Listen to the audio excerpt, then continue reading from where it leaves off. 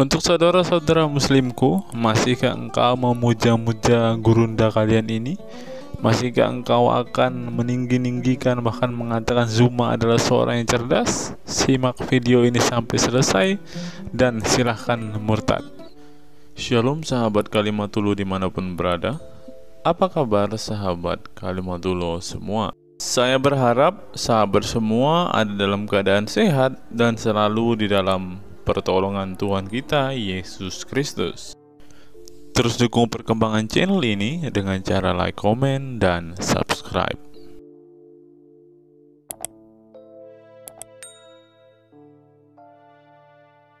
Sebelum kita masuk dan fokus membahas video kita hari ini, teman-teman, kita dengarkan kesaksian pujian dari Bang Kay dulu ya, teman-teman.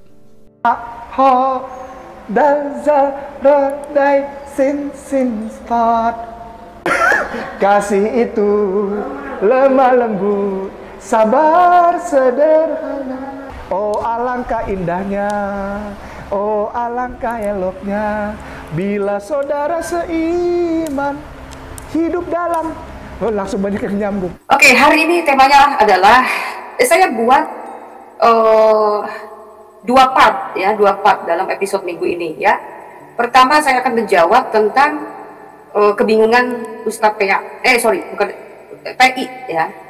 Ustadz PI ya, kebingungan. Nah di sini saya akan tampilkan satu video di mana pendeta kita telah memberikan pencerahan kepada kita tentang perbedaan dasar kebaikan atau perbuatan kebaikan dalam iman Kristen ya, itu berbeda dengan Islam. Nah kemudian di sinilah Ustadz PI itu sedikit bingung, kemudian membuat analogi yang analoginya diarahkan kepada hal yang lain ya. Makanya saya buat judul, gak bisa bahwa ajaran Kristen dipaksakan harus sama dengan Islam ya. Nah bagaimana, kita akan putar terlebih dahulu sebelum saya menanggapi.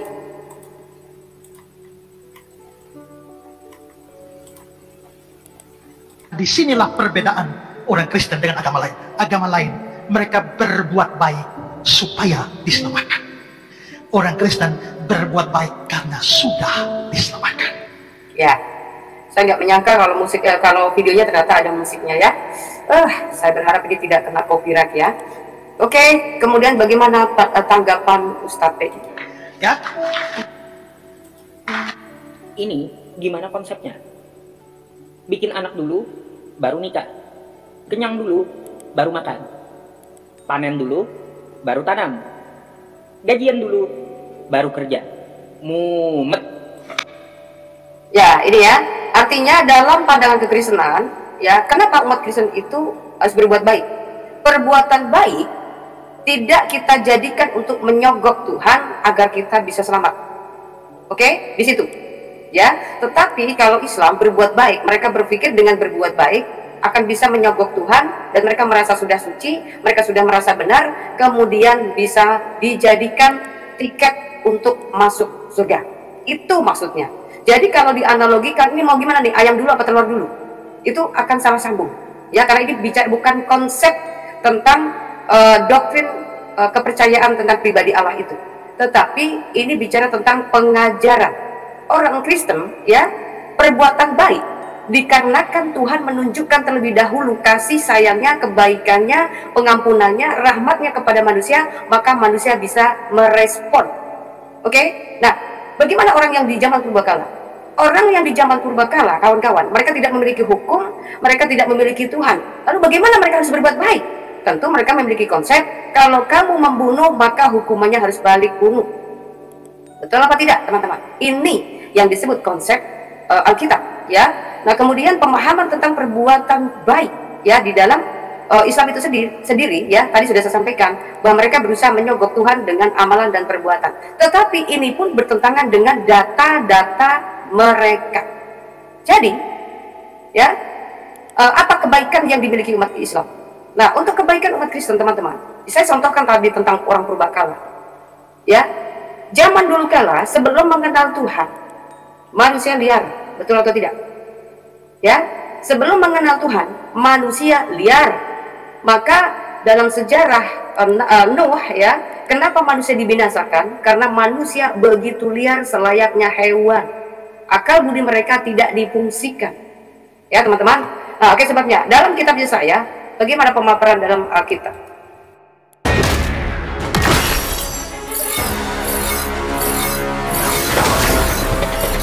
Alkitab. Di dalam Alkitab tidak ada satupun manusia yang merasa dirinya benar dan suci. Sehingga di dalam iman Islam selalu diajarkan untuk rendah hati, dan di hadapan Tuhan apalagi. Di hadapan sesama manusia saja kita tidak boleh sok suci, apalagi di hadapan Tuhan. Saya akan ambil di bagian Yesaya, ya. Di sini tertulis sebentar ini Yesaya berapa? Yesaya 64 ya. Yesaya 64. Dalam ayat 6-nya terlebih dahulu ya. Demikianlah kami sekalian seperti seorang najis, dan segala kesalahan kami seperti kain kotor. Kami sekalian menjadi layu seperti daun, dan kami lenyap oleh kejahatan kami, seperti daun dilenyapkan oleh angin. Tidak ada yang memanggil namamu, atau yang bangkit untuk berpegang kepadamu, sebab engkau menyembunyikan wajahmu terhadap kami, dan menyerahkan kami ke dalam kekuasaan dosa kami. Tetapi sekarang, ya Tuhan, engkaulah Bapa kami, kamilah tanah liat, dan engkaulah yang membentuk kami, dan kami sekalian adalah buatan tanganmu. Ada ajaran seperti ini yang mengajarkan kita untuk rendah hati kepada sesama manusia, terutama di hadapan Tuhan. Endingnya adalah ya menyebutkan, tetapi sekarang ya Tuhan, engkaulah Bapa kami, kamilah tanah liat, dan engkaulah yang membentuk kami, dan kami sekalian adalah buatan tanganmu. Di sini kerendahan hati seseorang atau manusia ketika menghadap Tuhan dibutuhkan betul-betul kerendahan hati, baru dosa kita dihapus. Orang ingin membayar utang, dia harus mengakui diri berhutang. Utangmu berapa tadi? Ya harus mengaku, baru bisa ditebus. Ya, misalnya ada orang menebus utangmu misalkan, ya. Kita akan dibayarin nih utangnya, kita mau dilunasin nih. Otomatis yang ingin melunasi utang akan bertanya, berapa utang kamu? Dia harus jujur. Kalau nggak jujur, ya aturan utangnya 10 juta cuma dibayar setengah. Betul kan? Ini analoginya, kawan-kawan. Begitu juga ketika kita di hadapan Tuhan. Kalau kita mengaku semua dosa-dosa kita, ya, maka Tuhan akan mengampuni. Tetapi kalau dosa cuma kita merasa diri benar, enggak, aku cuma segini kok utangnya, aku cuma segini utangku, aku cuma sedikit kok utangku. Ya, padahal sebenarnya dia udah berat, tapi dia nggak bisa bayar pun masih sombong. Dirinya nggak bisa bayar utang masih sombong, cuma segitu. Nah, inilah konsep di dalam Islam.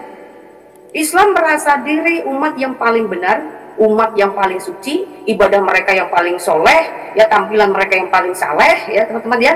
Nah, kemudian di hadapan Tuhan bahkan bisa mengkutuk orang lain, cuman bedanya banyak umat Islam yang nggak sadar karena dibalut bahasa Arab, itu saja masalahnya ya. Karena doa-doa mereka selalu mengkutuk agama orang lain, mensiriki agama lain, mengatakan bahwa tunjukkanlah kami jalan yang lurus, bukan jalan yang seperti orang-orang yang kau murkai, katanya gitu ya. Ini seperti gini, ya, kalau ngomong sama bos kita ya, bos kasih kita lah, mak kita ini baik kok ya, kita ini orang baik, nggak seperti dia itu, aduh itu gayanya kayak begitu. Nah, kalau doa, kalau mengharapkan sesuatu kita dengan menjelekkan orang lain, teman-teman, bagaimana orang bisa simpati? Ya, bagaimana bos kita, owner kita simpati dengan kita? Ya, maka teman-teman, kenapa kerendahan hati atau berserah diri itu bukan hanya sekedar klaim merek agama tertentu, tetapi harus betul-betul nyatakan betul-betul atau diekspresikan dalam kehidupan kita. Ya, Islam menganggap mereka adalah Muslim, artinya orang yang berserah diri. Tetapi dalam kenyataannya bullshit, tidak ada satupun mereka berserah diri. Berserah diri menurut mereka jungkir-jungkir, nunggang-nungging, sujud, itu tetap berserah diri. Itu menurut mereka. Tetapi orang-orang yang memiliki IQ yang tertinggi, yang dimaksud orang berserah diri, tindak tanduknya, ya perbuatannya, bagaimana kamu memiliki attitude, bagaimana kamu memiliki integritas, bagaimana kamu memiliki komitmen, ya, yang artinya tegas. Kalau iya, tidak. Ya, salah satu contoh adalah ketika kita diajarkan untuk tunduk dan taat kepada pemerintahan yang ada.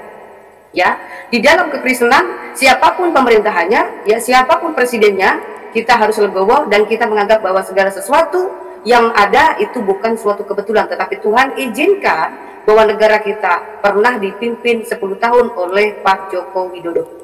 Nah, kemudian bagaimana kami? Apakah sempurna dalam kepemimpinan? Tidak ada sempurna. Kami tahu dalam kepemimpinannya selama 10 tahun tidaklah sempurna, tapi setidaknya ada kiat pemerintah untuk memberikan yang terbaik dengan kekuatan tenaga mereka. Jadi, ketika ada hal yang kurang baik, maka sebagai warga hanya bisa memberikan masukan, inspiratif dan lain sebagainya untuk presiden memiliki kembali lebih optimal untuk memberikan tenaganya untuk memberikan yang terbaik untuk negara kita. Itu dalam ajaran Alkitab. Nah, bagaimana di dalam mereka yang sering demo-demo, bikin onar dan lain sebagainya siapa? Nah, itu teman-teman. Nah, kemungkinan di part kedua akan saya buat pembahasan soal ini karena ini juga menyangkut negara kita, ya.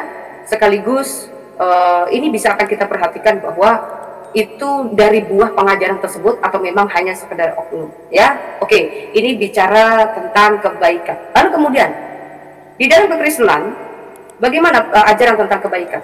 Kenapa orang Kristen tidak memiliki standar yang sama seperti halnya Muslim? Kenapa orang Kristen kalau memang sudah ada penebusan dosa, kenapa kita harus berbuat baik? Nah, beberapa waktu lalu sudah saya sampaikan. Nah, hari ini saya akan sampaikan kembali sebagai bahan edukasi, ya. Terutama untuk bagi teman-teman muslim agar mereka memiliki pemahaman yang benar terhadap kekristenan. Oke, ya. Di dalam kekristenan, kenapa suatu kebaikan itu tidak kita jadikan bahan untuk mengumpulkan pahala di dalam keranjang kita untuk kemudian kita buat menyogok beli tiket surga? Bukan. Perbuatan baik itu pure murni dilakukan oleh orang Kristen atas dasar tuntunan perintah Tuhan, yang dimana juga Tuhan memberikan hukum-hukum yang benar dan juga Tuhan sudah melakukan perkara besar buat kita, yaitu tentang apa? Anugerah keselamatan, saudaraku. Ya, teman-teman, anugerah keselamatan bisa saya sejajarkan sebagai kesempatan kedua, bonus atau semacam hadiah yang besar dari surga untuk bisa dimiliki oleh siapapun orang yang bisa menerimanya. Itu menurut pandangan saya. Terserah pandangan teman-teman bagaimana.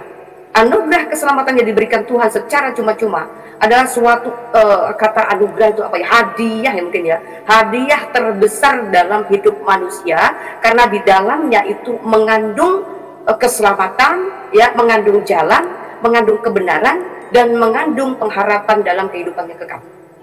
Ya, teman-teman, itu dalam bungkus anugerah. Jadi bukan sekedar hidayah. Hidayah itu nggak ngerti, ya. Hidayah itu cuma hanya memiliki makna orang yang membuka hati, ya. Artinya orang yang tidak mengerti menjadi mengerti, itu doang, ya. Itu disebut hidayah. Tetapi tidak ada kandungan keselamatan. Nah, itu sebabnya teman-teman, umat Kristen, perbuatan baik adalah suatu respon, ya, karena Tuhan begitu baik kepada kita, maka kita juga harus berbuat baik. Nah, jadi perbuatan baik umat Kristen itu bukan dibuat-buat untuk mengamalkan, untuk mengumpulkan bonus-bonus untuk kita menyogok Tuhan untuk bisa masuk surga. Bukan. Yang pada akhirnya kita akan menjadi orang yang munafik. Orang yang menjadi munafik itu seperti apa, teman-teman? Ya, sebenarnya kita ini jahat, ya, memiliki hati yang dengki. Aduh, katanya gini, aduh aku tahan deh. Aku sebenarnya benci banget nih sama dia, ya. Tapi aku harus baik. Nah, gitu kan, ya. Ini artinya teman-teman, ya, tidak sesuai atau tidak murni kebaikannya.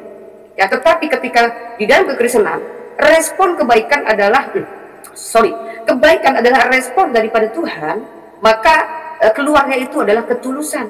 Betul ya teman-teman, ya. Jadi ada orang Kristen yang menyalami umat Islam karena memang kita diajarkan baik, kita harus kasih kepada siapapun mereka, agamanya apapun mereka, begitu ya. Tidak ada fatwa-fatwa kalau memberikan salam kepada tokoh-tokoh kafir maka hukumnya bla bla bla bla bla. Enggak begitu.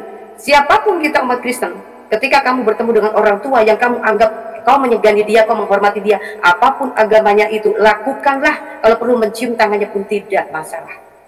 Ya, itu suatu penghormatan, itu ketulusan teman-teman, ya. Hormat kepada orang yang lebih tua, ya, itu bentuk kerendahan hati. Jadi jangan kita menyombongkan diri. Tuhan saja sudah memberikan teladan kepada kita, sudah merendahkan diri, ya. Apa yang kita sombongkan? Nah, makanya tadi teman-teman dalam kitab Yesaya menyebutkan apa tadi, ya, demikianlah kami sekalian seperti seorang najis, dan segala kesalahan kami seperti kain kotor di hadapan Tuhan, teman-teman, ya. Kebaikan kita akan tetap dianggap sebagai kain kotor. Kenapa demikian? Tuhan nggak menghargai ya kebaikan kita? Bukan. Karena Tuhan tidak bisa disogok dengan standar kebaikan manusia. Ya, Tuhan tidak bisa disogok dengan standar kebaikan manusia. Seberapapun manusia berbuat baik, tetap ada celahnya, tetap ada kecacatannya, teman-teman. Jadi, kerendahan hati di hadapan Tuhan akan mengatakan, ya, demikianlah kami ya Tuhan, sekalian kami ada seorang yang najis, dan segala kesalahan kami seperti kain kotor. Ya, teman-teman, ya. Jadi jelas, di hadapan Tuhan jangan sok-sokan merasa diri kamu benar. Ingat, dasar iman orang Kristen adalah, ya, bukan perbuatan baik kita yang dibenarkan, melainkan iman. Iman kepada siapa? Kepada Kristus yang telah memberikan, yang telah mencurahkan kasih karunia-Nya kepada kita sebagai anugerah. Yang tadi sudah saya paparkan. Jadi jelas teman-teman ya, di dalam iman Kristen itu sangat-sangat jelas, tidak diambang-ambang. Nah kemudian kita akan melihat ya kesaksian dari mereka sendiri. Ya, dari kesaksian mereka sendiri sebentar ya. Ini teman-teman ya bentar ya, agak sabar dulu. Karena saya nanti ada part kedua ya. Ada part kedua mungkin akan lebih ini, tapi di sini boleh bertanya boleh. Makanya hari Minggu saya buat khusus Alkitab ya, tapi di durasinya terbatas. Bentar ya, saya akan tampilkan bagaimana tanggapan dari Muslim sendiri, teman-teman. Ini bukan hanya kata-kata saya, tetapi ini kesaksian orang dari pesantren sendiri ya. Mereka punya pengalaman dari pesantren itu seperti apa.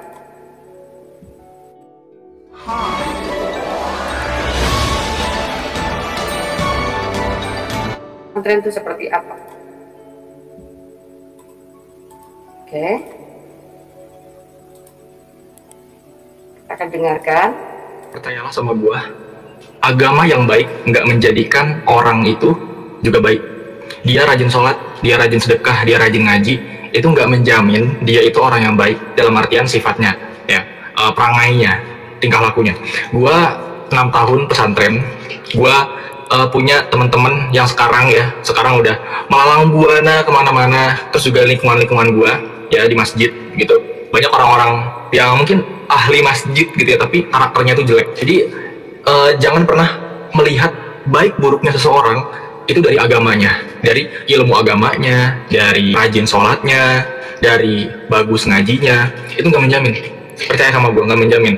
Apalagi ya buat lo yang mau cari pasangan hidup, lo mesti hati-hati banget. Lo jangan gampang terkecoh sama kesolehannya dia. Lo jangan gampang terkecoh. Lo jangan gampang ketipu sama muka dia yang alim gitu ya, muka dia yang lugu. Jangan gampang terkecoh. Percaya sama gue 6 tahun pesantren, gue udah ketemu banyak orang dan mereka Oke, teman-teman. Artinya bukan hanya kesaksian orang yang murtad dari Islam, dari pesantren ke Kristen, ya, tetapi dia sampai hari ini pun masih Islam.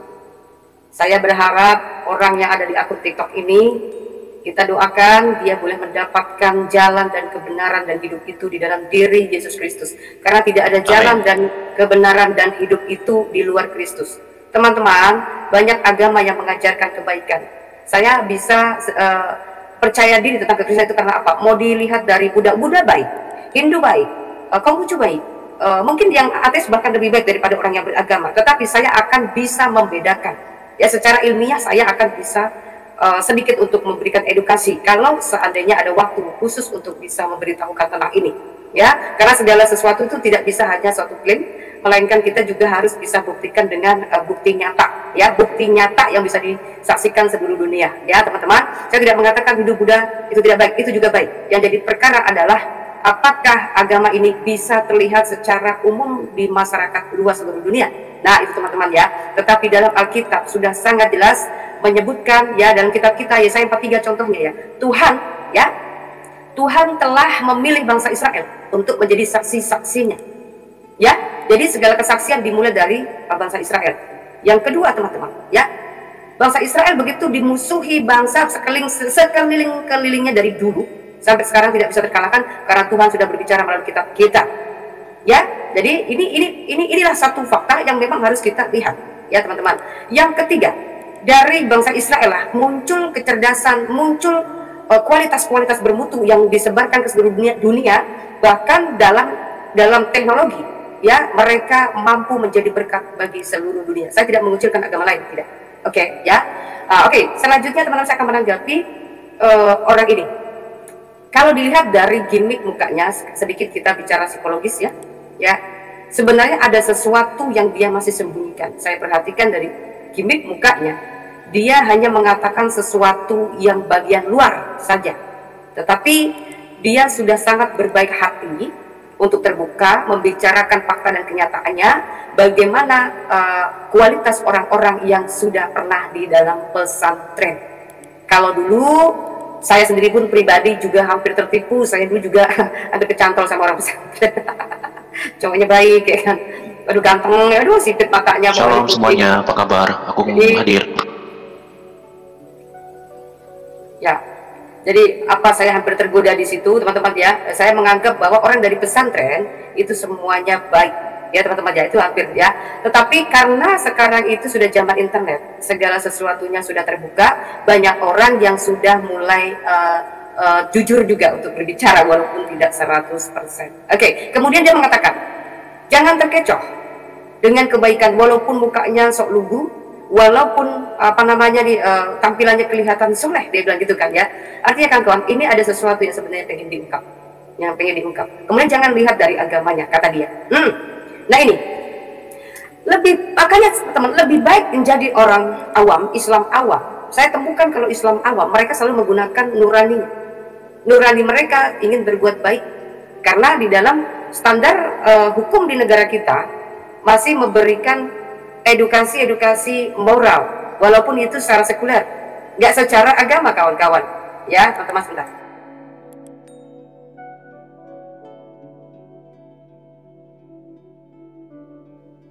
Oke ya, walaupun nggak secara agama ya. Jadi artinya di sini teman-teman, kalau kita bicara tentang moral ya, sebentar saya akan turunkan dulu yang lain ya, nanti kalau saya udah selesai baru saya akan naikkan. Saya hilang fokus terus kalau potong, jadi fokus saya hilang, mohon maaf ya, di bawah dulu, nanti kalau selesai akan saya naikkan ya. Saya terpenting untuk berikan edukasi, jadi ketika saya fokus, karena saya tidak pakai catatan teman-teman, kalau saya bicara nggak pernah pakai catatan, jadi saya mengalir begitu saja. Tolong kalau saya bicara lagi memberikan edukasi, tolong jangan dipotong-potong, karena itu akan menghilangkan fokus saya ya.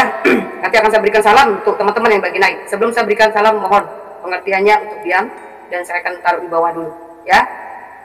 Ini pun saya sebenarnya udah hilang nih, buyar langsung saya punya ini ya. Oke teman-teman, saya akan mulai lagi dari mana ya. Artinya teman-teman ya, kalau dari pesantren saja mereka anggap itu tidak baik teman-teman. Bagaimana dengan orang awam? Nah, kalau di dalam Alkitab teman-teman, dari buahnya lah kita akan mengenal mereka. Artinya pusat pengajaran yang kita terima ini apa kandungannya? Kandungannya racun atau kandungannya vitamin? Ya, kalau kandungannya racun, ya selamat menikmati, kamu akan mati secara pelan-pelan. Ya, tapi kalau kamu mendapatkan vitamin, kamu akan semakin sehat, kamu akan semakin bugar, dan kamu akan semakin sehat. Ya teman-teman, itu maksud perkataan Yesus, dari buahnya engkau akan mengetahui. Bagaimana kita bisa melihat pengajaran itu baik dan tidak? Yesus mengatakan dari buahnya engkau akan mengetahui mereka. Artinya pusat daripada pokok pohon tersebut, dia harus memiliki dasar kebenaran terlebih dahulu. Yesus mengatakan, akulah pokok anggur yang benar, kamulah ranting-rantingnya. Ya, kurang lengkap apa pernyataan Yesus? Yesus juga mengatakan apa? Akulah jalan dan kebenaran dan hidup.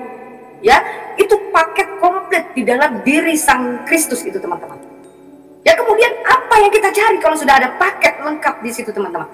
Nggak mungkin kita akan mencari orang yang tidak memiliki kebenaran, tidak memiliki jaminan hidup, tidak memiliki jaminan akses jalan untuk menuju kepada kebenaran tersebut. Ya kawan-kawan ya. Sebentar, saya ada telepon pula ini. Sebentar ya, saya akan matikan dulu.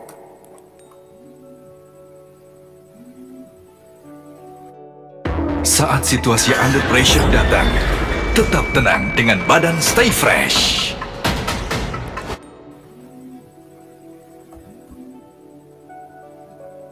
Oke. Ya, oke. Teman-teman, aduh, ada saja ini ya. Oke. Saya hilang fokus lagi nih teman-teman. Ya, sebenarnya di dalam Kristus adalah paket lengkap untuk kita pengikutnya. Jadi apalagi yang mau kita cari? Bagaimana kita bisa menyerahkan roh jiwa kita kepada orang yang mati? Ingat, Alkitab mengatakan ya, kita memiliki Allah yang hidup. Allah kita adalah Allah untuk orang hidup, bukan untuk orang mati. Orang mati gini, orang yang sudah bakalan binasa, teman-teman. Tuhan yang kita sembah adalah Tuhan yang sudah memberikan jaminan kehidupan kekal kepada kita, bukan sudah di sana ya sudah jelas-jelas dia mati, dia menolak kebenaran, dia sudah menyangkal yang namanya karya keselamatan, ya sudah, berarti Allah mereka yang mereka sembah adalah Allah orang mati. Allah kita adalah Allah orang hidup, ya teman-teman ya.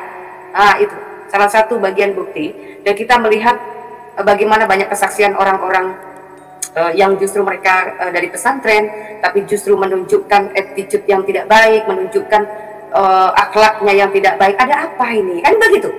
Apa yang diajarkan di dalam kitab mereka? Teman-teman, apa yang diajarkan Yesus? Oke. Dalam Yakobus 2 ayat 1 menyebutkan, teman-teman bisa baca ya di situ. Dalam perikopnya, jangan memandang muka, saudara-saudaraku, sebagai orang yang beriman kepada Yesus Kristus Tuhan kita yang mulia, janganlah iman itu kamu amalkan dengan memandang muka.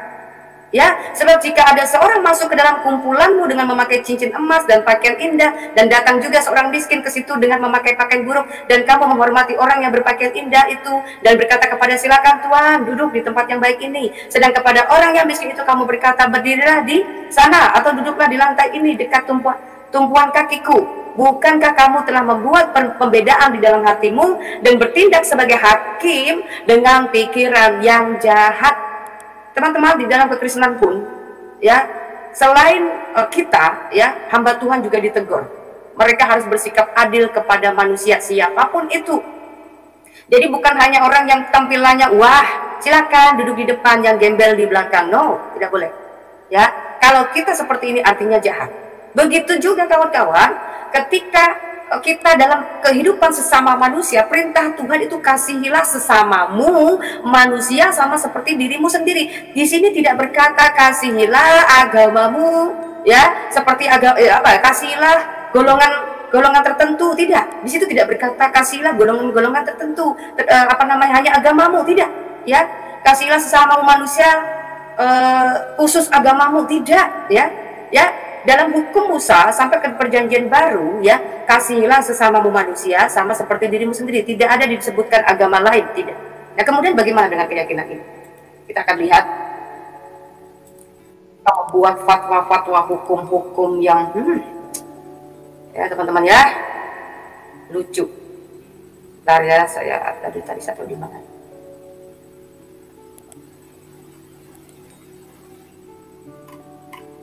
Saya taruh di mana tadi ya, bentar ya.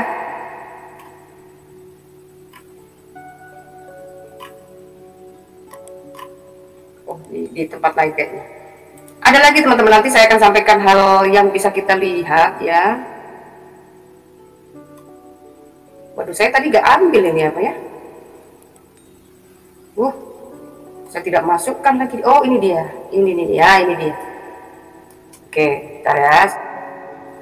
Nah, saya akan share ini buat edukasi ya, bagaimana di dalam Islam dan juga Kristen mana yang lebih baik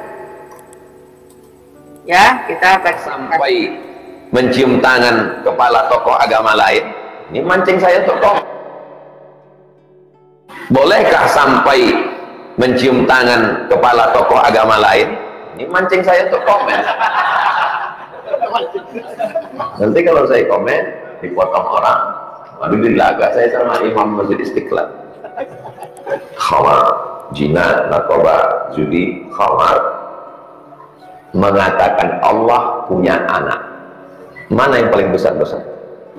Mana yang paling besar dosa? Patutlah antum respect, karena antum tak tahu. Zina, judi, khamar, narkoba, mengatakan Allah punya anak. Mengatakan Allah punya anak. Kalau ada pezina, pejudi, peminum khamar, sanggup antum cium tangannya, antum cium kepalanya?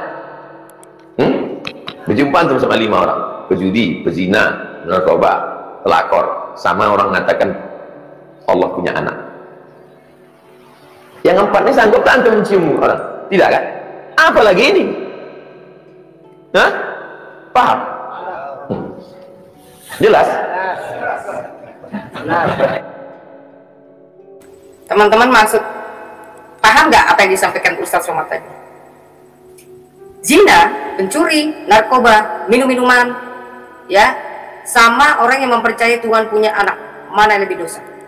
Menurut Islam, orang yang beriman Allah itu beranak, itu yang lebih dosa daripada berzina, mencuri, membunuh, merampok, mabuk-mabukan. Ya, jadi ketika ditanya hukumnya apa, ketika bersalaman, mencium tangan terhadap orang yang beragama lain, walaupun dia suci, akan dianggap najis bagi umat Islam, karena Islam menganggap orang yang menyembah Allah punya anak itu lebih najis daripada segala yang najis. Jadi inilah saya bilang, ya, ajaran umat Islam diajarkan penuh kebencian terhadap agama lain. Mana kebenciannya, Fatimah? Salah satunya adalah fitnah. Fitnah kepada iman kekristenan. Sejak kapan Tuhan kami beranak? Woi, dengan cara bagaimana beranak? Ketika umat Islam membuat tuduhan terhadap kekristenan, apakah mereka mampu untuk berikan bukti? Lah buktinya, Yesus kan katanya anak manusia. Ya, oke. Yesus adalah anak manusia. Yang beranak siapa? Yang melahirkan Yesus siapa? Maria. Saya mau tanya sama mereka, bapaknya Yesus siapa? Bapak biologisnya siapa? Bisa jawab. Bapak biologisnya Yesus siapa? Atau Anda akan mengatakan bahwa Bunda Maria ini bukan wanita suci? Bahwa Bunda Maria bukan perawan pada saat hamil, saat mengandung Yesus? Ayo, jawab. Bisa nggak umat Islam bisa bertanggung jawab? Kalau tidak bisa bertanggung jawab, inilah ajaran-ajaran kebencian yang selalu dipaparkan oleh ustadz-ustadz mereka, ya, kepada umatnya. Tujuan mereka bukan membuat umatnya pinter, tetapi ingin membuatnya semakin memiliki kebencian terhadap kekristenan. Dengan begitu, akar kefanatikan mereka terhadap agama Islam maksimal. Ngerti teman-teman? Kekristenan, ya, ketika berdasarkan menjalani sesuatu berdasarkan apa yang diajarkan Yesus dalam Alkitab, kemudian disampaikan melalui pendeta, melalui hamba Tuhan, penginjil dan lain sebagainya. Ya, yang diajarkan harus berdasarkan apa yang tertulis dalam Alkitab. Betul ya? Nah, isi Alkitab itu bukan bicara tentang selangkangan, lalu bagaimana aturan cebok yang benar, bagaimana kita cara mengeksekusi yang benar, bagaimana cara kita membunuh. Apa ini? Ini siapa nih? Wantasino ini siapa? Wantasino Muslim atau Kristen? Yang fitnah siapa? Apalagi hadir untuk meluruskan yang salah. Oke, kalau Anda Islam, luruskan, naik ke sini, link sudah ada. Tolong buktikan, ya, kalau Kristen mempercayai bahwa Tuhan kami punya anak. Saya akan tanya kepada Anda, bagaimana kronologis beranaknya? Harus pakai data, bukan pakai comor, ya. Jadi umat jahiliyah pada saat itu adalah umat yang memiliki IQ rata-rata itu paling cuma 40, 50, 60, maksimal 78. Ya, ketika diberikan dongeng ono ini ya main percaya, apalagi dikasih dongeng soal batu, langsung percaya. Ya, apalagi tentang penyangkalan tentang Kristus, iya percaya, karena ceritanya dari mimpi semua. Saya tadi dari langit ketujuh, dan Allah berkata kepada saya, sesungguhnya orang Yahudi dan Nasrani itu orang kafir mereka. Mereka seburuk-buruknya makhluk karena mereka menuhankan manusia. Oh begitu ya, iya. IQ 78, IQ 50, 40, ya begitu. Tapi kalau cerita dari dongeng diceritakan, saya tadi habis belah bulan, langsung percaya. Tapi sejarah diubah, sejarah disingkirkan. Ayo, Wontosino, ketika Anda menganggap nggak percaya kalau Ustadz itu fitnah, ya, silakan naik sini, buktikan. Yang kalian tahu soal anak ini apa? Tolong bicara pakai data menurut kitab saya, karena Anda menyerang kitab saya, ya, yang difitnahkan adalah kitab saya. Tolong berikan data dengan kitab saya. Jika Anda tidak mampu membuktikan Itulah yang disebut fitnah. Saya katakan umat Islam itu ahli fitnah, betul? Belum lagi bicara kesalahpahaman Al-Quran tentang konsep Tritunggal. Sejak kapan Kristen menuhankan Bunda Maria? Allah kamu saja ya telah salah paham tentang konsep Tritunggal. Mau tahu datanya juga saya akan kasih. Ya, oke. Ya, oke, selanjutnya teman-teman, saya akan berikan datanya. Umat Islam selalu disodorkan dengan dongeng dan kebencian, fanatik, tapi fanatik bodoh. Saya akan buktikan dengan video lagi, kawan-kawan. Ya, inilah teman-teman, kasihan. Ini kebodohan ini terus dipaparkan dalam otak-otak umat Islam, sehingga pertumbuhan umat Islam pesat, bukan karena kualitas kecerdasan mereka, tetapi karena turunan. Ya, kemudian doktrin pembodohannya begini salah satunya. Dengar. Dari mana agama Islam muncul? Ya, agama ini. Dengarkan nak, ini bagus pertanyaan ini. Nak, dengarkan apa terima ya. Agama Islam itu sudah ada sebelum seluruh alam ini diciptakan. Sudah ada di surga. Kenapa dikatakan sudah ada? Karena dulu mas kawin Nabi Adam menikah dengan Siti Hawa adalah, ada yang tahu? Ada yang tahu? Kalau ada yang tahu kasih duit. Ada yang tahu? Mas kawin Nabi Adam nikah sama Siti Hawa, ada yang tahu apa? Ada yang tahu apa? Kalau ada yang tahu apa kasih uang? 10.000. Ya. Pertanyaannya, apa mas kawin Nabi Adam menikahi Siti Hawa di surga? 10.000 rupiah. Pacak beli goreng, pacak beli es, pacak beli. Salah. Sudah? Nyerah? Kalau nyerah, ini bapak masukkan kembali. 1, 2, 3, 4, 5, 6, 7, 10. Salah. I'm sorry. Goodbye. Oke? Jadi nak, mas kawin Nabi Adam mau menikahi Siti Hawa adalah, jadi kan Nabi Adam dulu kan sendirian di surga. Kata Nabi Adam, ya Allah, aku bosan di surga sendirian. Makan aku enak, iya aku makan enak, semuanya aku nikmati, tapi aku sepi, nggak ada teman. Tolonglah ya Allah, berikanlah aku teman. Lalu Allah ciptakanlah Siti Hawa. Lalu setelah Nabi Adam melihat Siti Hawa,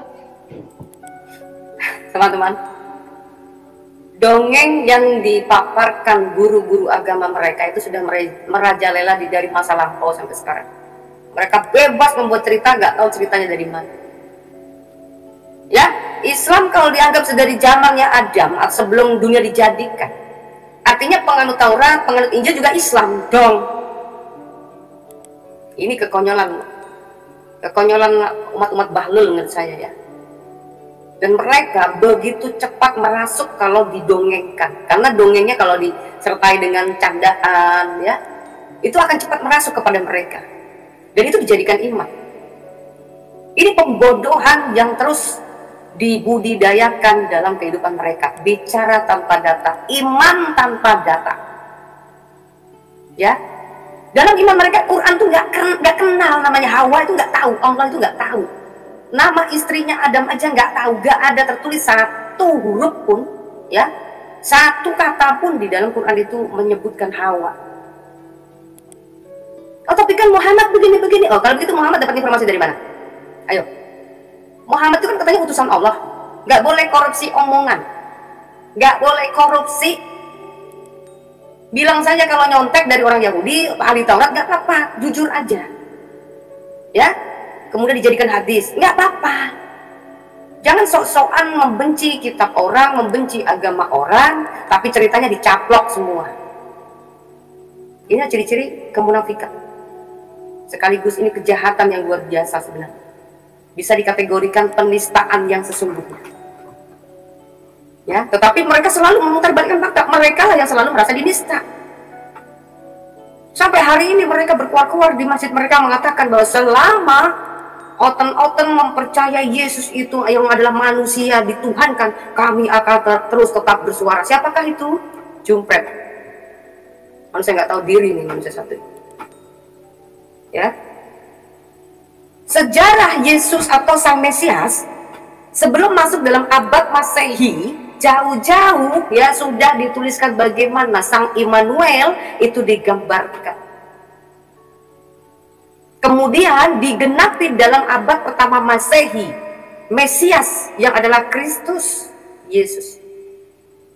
Karena setelah itu sampai sekarang sudah 2000 tahun yang lalu tidak ada lagi namanya Mesias.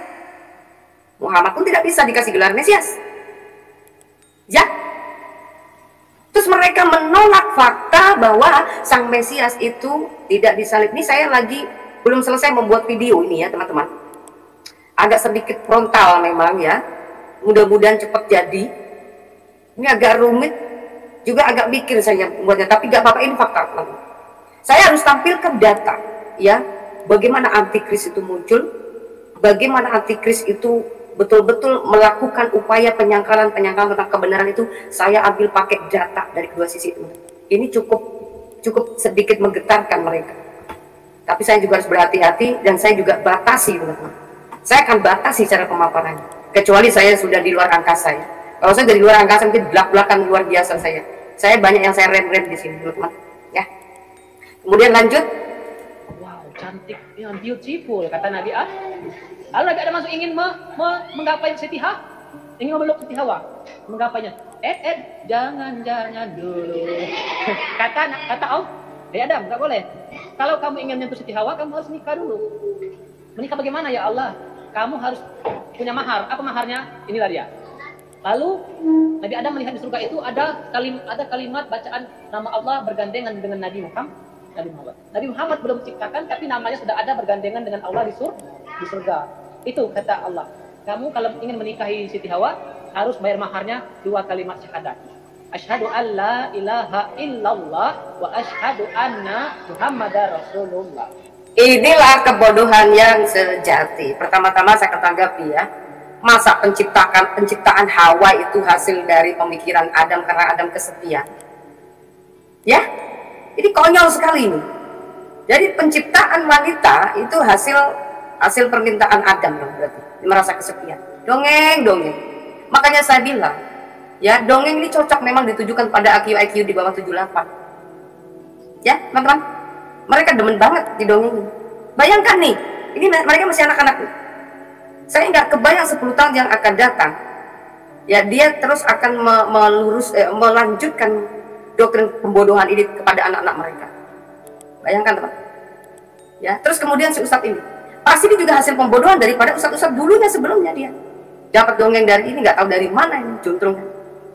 Umat Islam kalau menggugat kekristenan, mana datanya?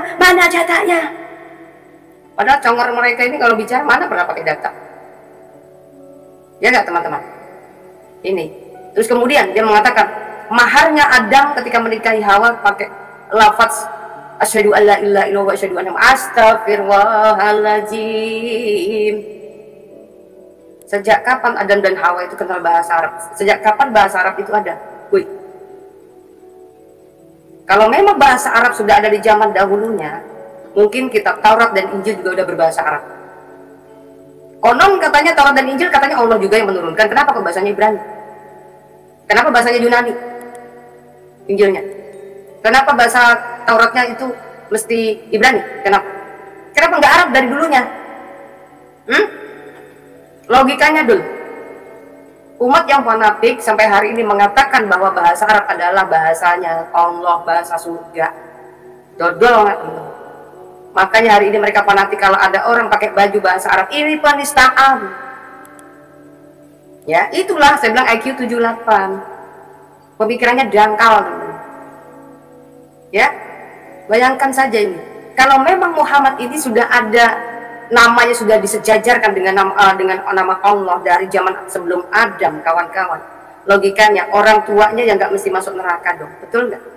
Kalau orang tuanya malah terlahir secara kafir dimasukkan neraka sampai hari ini, teman-teman, bagaimana bisa dipercaya bahwa nama Muhammad itu sudah ada sebelum dunia dijadikan? Bullshit. Selanjutnya teman-teman, kebulsitan dan ketololan yang dibudidayakan, ya, yang mau sampaikan.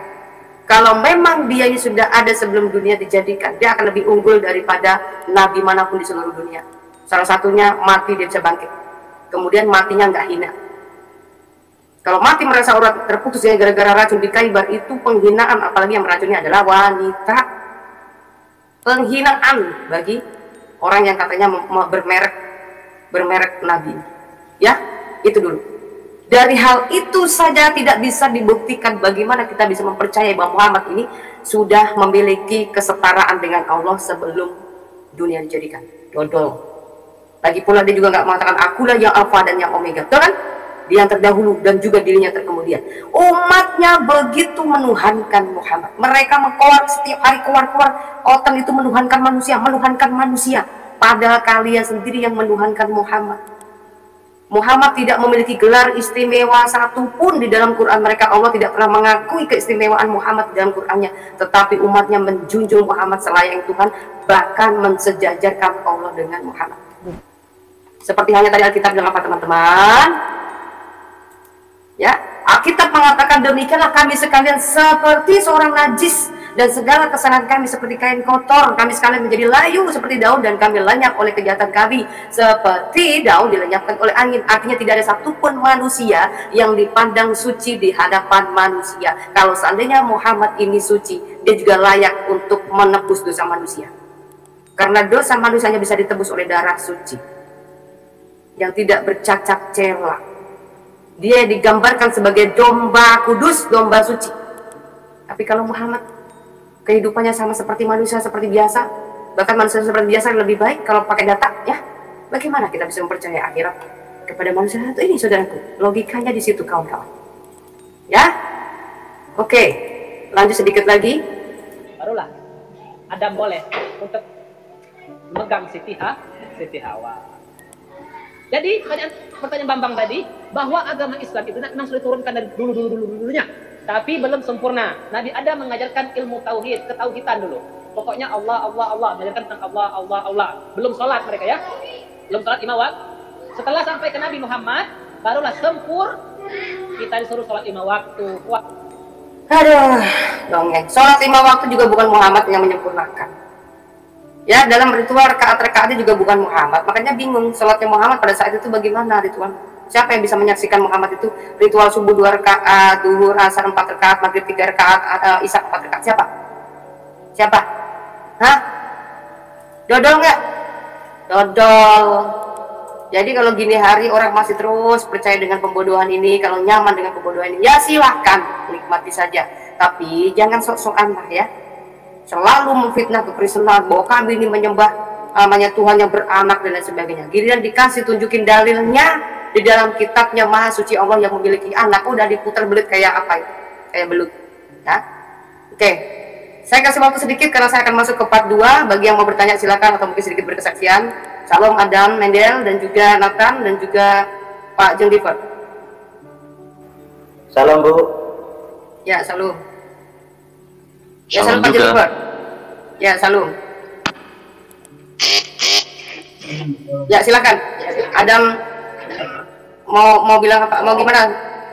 Gini, saya merasa agak-agak nyaman dan saya terganggu pikirannya karena saya ada pikiran bahwa Islam itu bodoh, berdasarkan dongeng dan lain sebagainya. Saya agak malu punya buku-buku Islami. Saya agak aku nggak mau baca itu lagi.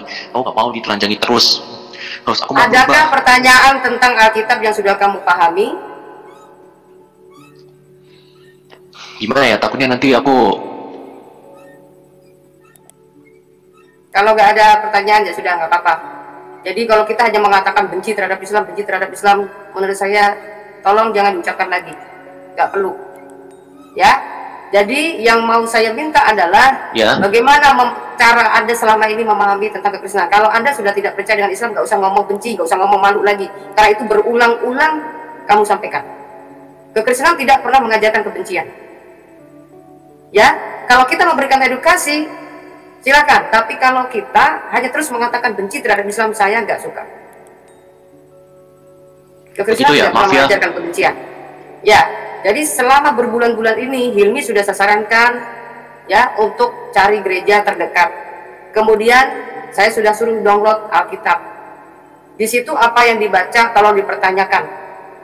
Ya, Nah, kalau Anda masih terus ke sana, saya mohon maaf, saya tidak bisa menanggapi lagi.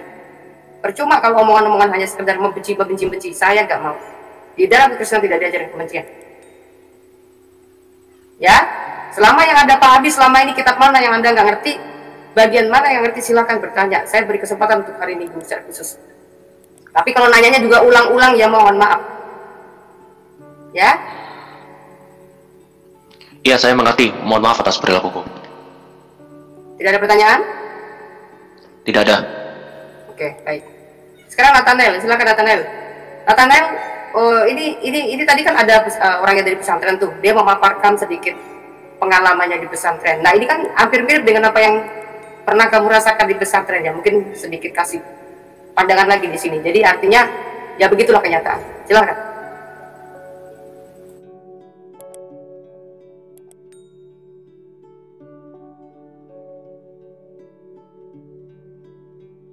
Tidak ada respon. Pak Jennifer, silakan. Kalau nggak, saya akan mengganti topik. Mari kita simak apa yang diungkapkan oleh profesor dan cendekiawan muslim yang satu ini.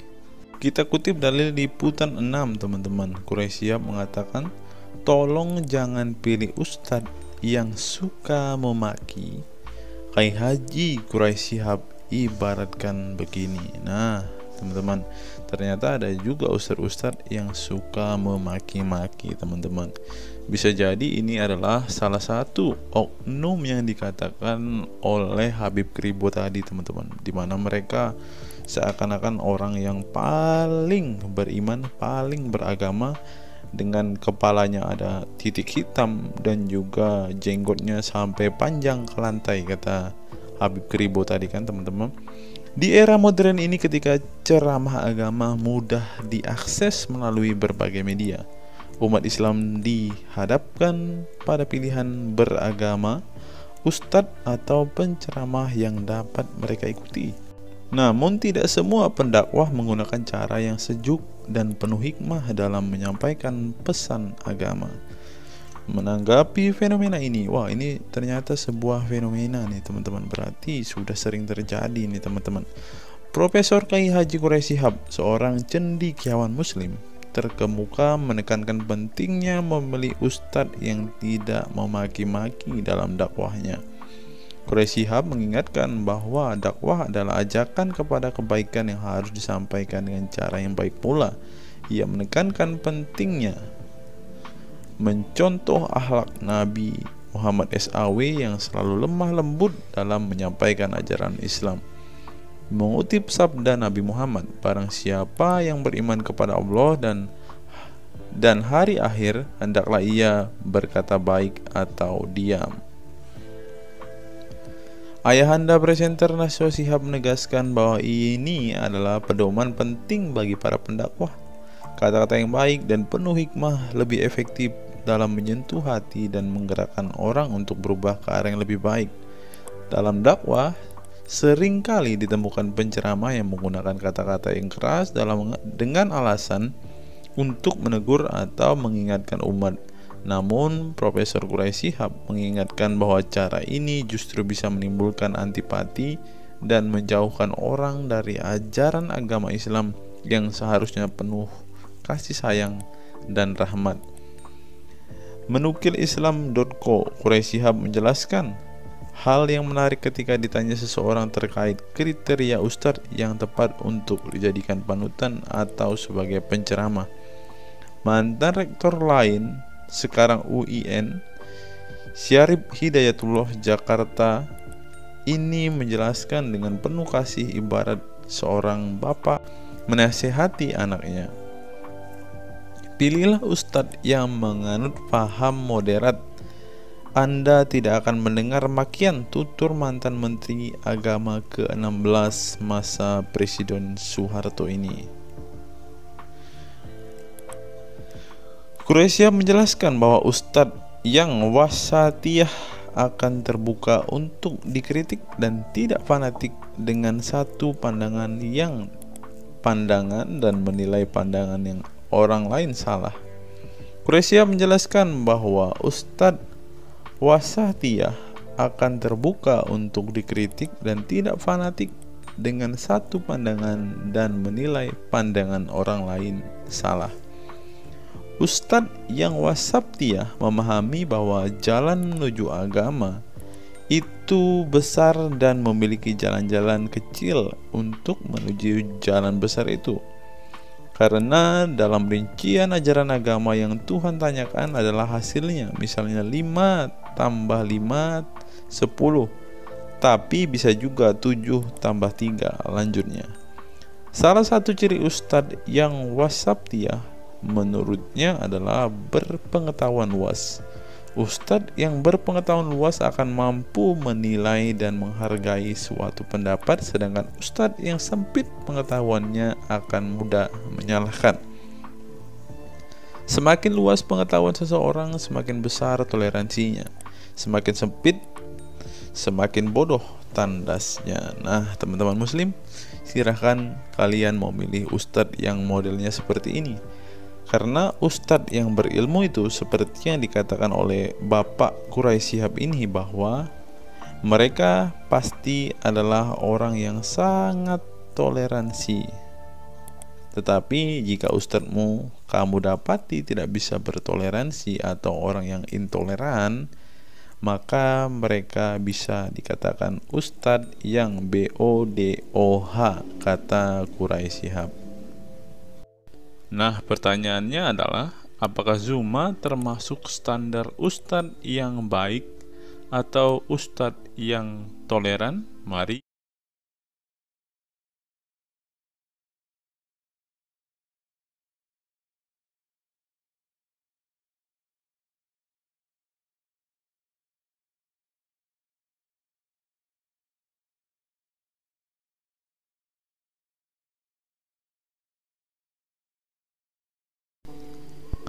Google, mengapa Rasulullah disebut sebagai nabi penutup?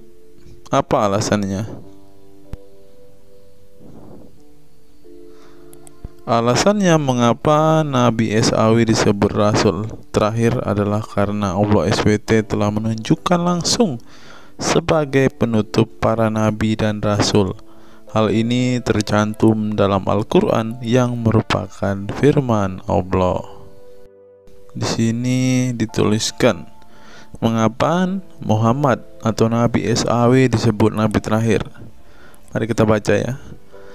Katamul Anbiya merupakan salah satu julukan Nabi Muhammad yang berarti penutup para nabi, sesuai dengan firman Allah SAW dalam surat Al-Ashab ayat 40 yang berbunyi, artinya Muhammad itu sekali-sekali bukanlah bapak dari seorang laki-laki di antara kamu, tetapi dia adalah Rasul Allah dan penutup nabi-nabi, dan adalah Allah Maha mengetahui segala sesuatu. Nabi Muhammad SAW merupakan nabi terakhir yang Allah utus untuk menyempurnakan agama-agama sebelumnya. Al-Quran merupakan kitab Allah yang menyempurnakan kitab-kitab sebelumnya, sehingga tidak perlu ada kitab lain karena Al-Quran merupakan kitab Allah yang menyempurnakan kitab-kitab sebelumnya, sehingga tidak perlu ada kitab lain karena Al-Quran sebagai kitab terakhir. Maka dapat diartikan bahwa tidak ada lagi nabi setelah Nabi Muhammad SAW. Nabi Muhammad SAW sebagai nabi terakhir juga didukung dengan dalil lainnya, yaitu surat Al-Sab 61 ayat 6. Dan ingatlah ketika Isa bin Maryam berkata, "Hai Bani Israel, sesungguhnya aku adalah utusan Allah kepadamu, membenarkan kitab sebelumku, yaitu Taurat, yang memberikan kabar gembira dengan datangnya seorang Rasul yang akan datang sesudahku, yang namanya Ahmad dalam tanda kurung Muhammad."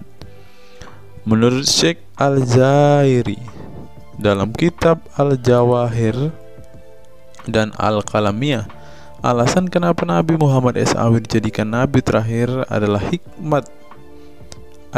hikmah terputusnya para nabi itu untuk menyeru umat manusia agar beribadah kepada Allah, menunjukkan mereka ke jalan yang lurus. dalam urusan kehidupan duniawi dan ukhrawi, memberitahu kepada mereka tentang hal-hal yang tidak dapat dicapai oleh penglihatan mereka, dan memberitahu keadaan yang pemikiran mereka belum sampai, dan menetapkan dalil yang meyakinkan serta menghilangkan syubhat keserupaan yang tidak benar. Adapun hubungan dakwah Nabi Muhammad SAW dengan nabi-nabi terdahulu ialah terbangun atas dasar sebagai penguat dan penyempurna dakwah nabi-nabi sebelumnya. Oleh karena itu, semua para nabi selalu dibangun atas dasar dua pondasi utama, yaitu akidah, syariat, dan akhlak. Dari segi kaidah, dari segi akidah, semua ajaran yang dibawa oleh para nabi, mulai dari Nabi Adam alaihissalam sampai Muhammad SAW, adalah sama. Tidak ada beda antara nabi satu dengan nabi yang lainnya. Semuanya mengajarkan keimanan terhadap keesaan Allah SWT, yaitu dengan membersihkan dari segala sifat yang tidak layak baginya, dan mengimani adanya hari kiamat serta adanya surga dan neraka. Maka dari itu, semua para nabi menyerukan kepada kaumnya masing-masing antara dasar iman kepada Allah, dan semua para nabi setelahnya saling membenarkan ajaran yang telah dibawa oleh para nabi sebelumnya. Adapun dari segi syariat yang mengatur tatanan kehidupan masyarakat dan individu terhadap perbedaan dalam metode dan kuantitasnya antara satu nabi dengan yang lain. Hal itu disebabkan karena syariat tersebut dalam ranah pelaksanaan, bukan sebuah pengabaran seperti akidah. Perkembangan zaman dan perbedaan bangsa yang satu dengan bangsa yang lainnya turut mempengaruhi syariat mereka satu sama lain. Diutusnya satu nabi itu adalah khusus untuk umatnya pada waktu itu, bukan umum untuk semua manusia. Sebuah hukum syariat terbatas dalam ruang lingkup yang sempit sesuai dengan umatnya pada waktu itu secara khusus. Nah, dari bagian pertama ini kita mengetahui, teman-teman, mengapa Rasulullah ini dikatakan sebagai nabi penutup, karena Rasulullah juga mengajarkan kepada keesaan Allah, teman-teman. Nah, seperti yang terus di sini, semuanya mengajarkan keimanan terhadap keesaan Allah SWT, yaitu dengan membersihkan dari sifat segala yang tidak layak baginya, dan mengimani adanya hari kiamat dan adanya surga dan neraka. Salah satu alasan mengapa Rasulullah disebut sebagai nabi penutup adalah ini, teman-teman. Mari kita lihat fakta berikutnya. Menurut kumparan, teman-teman, alasan mengapa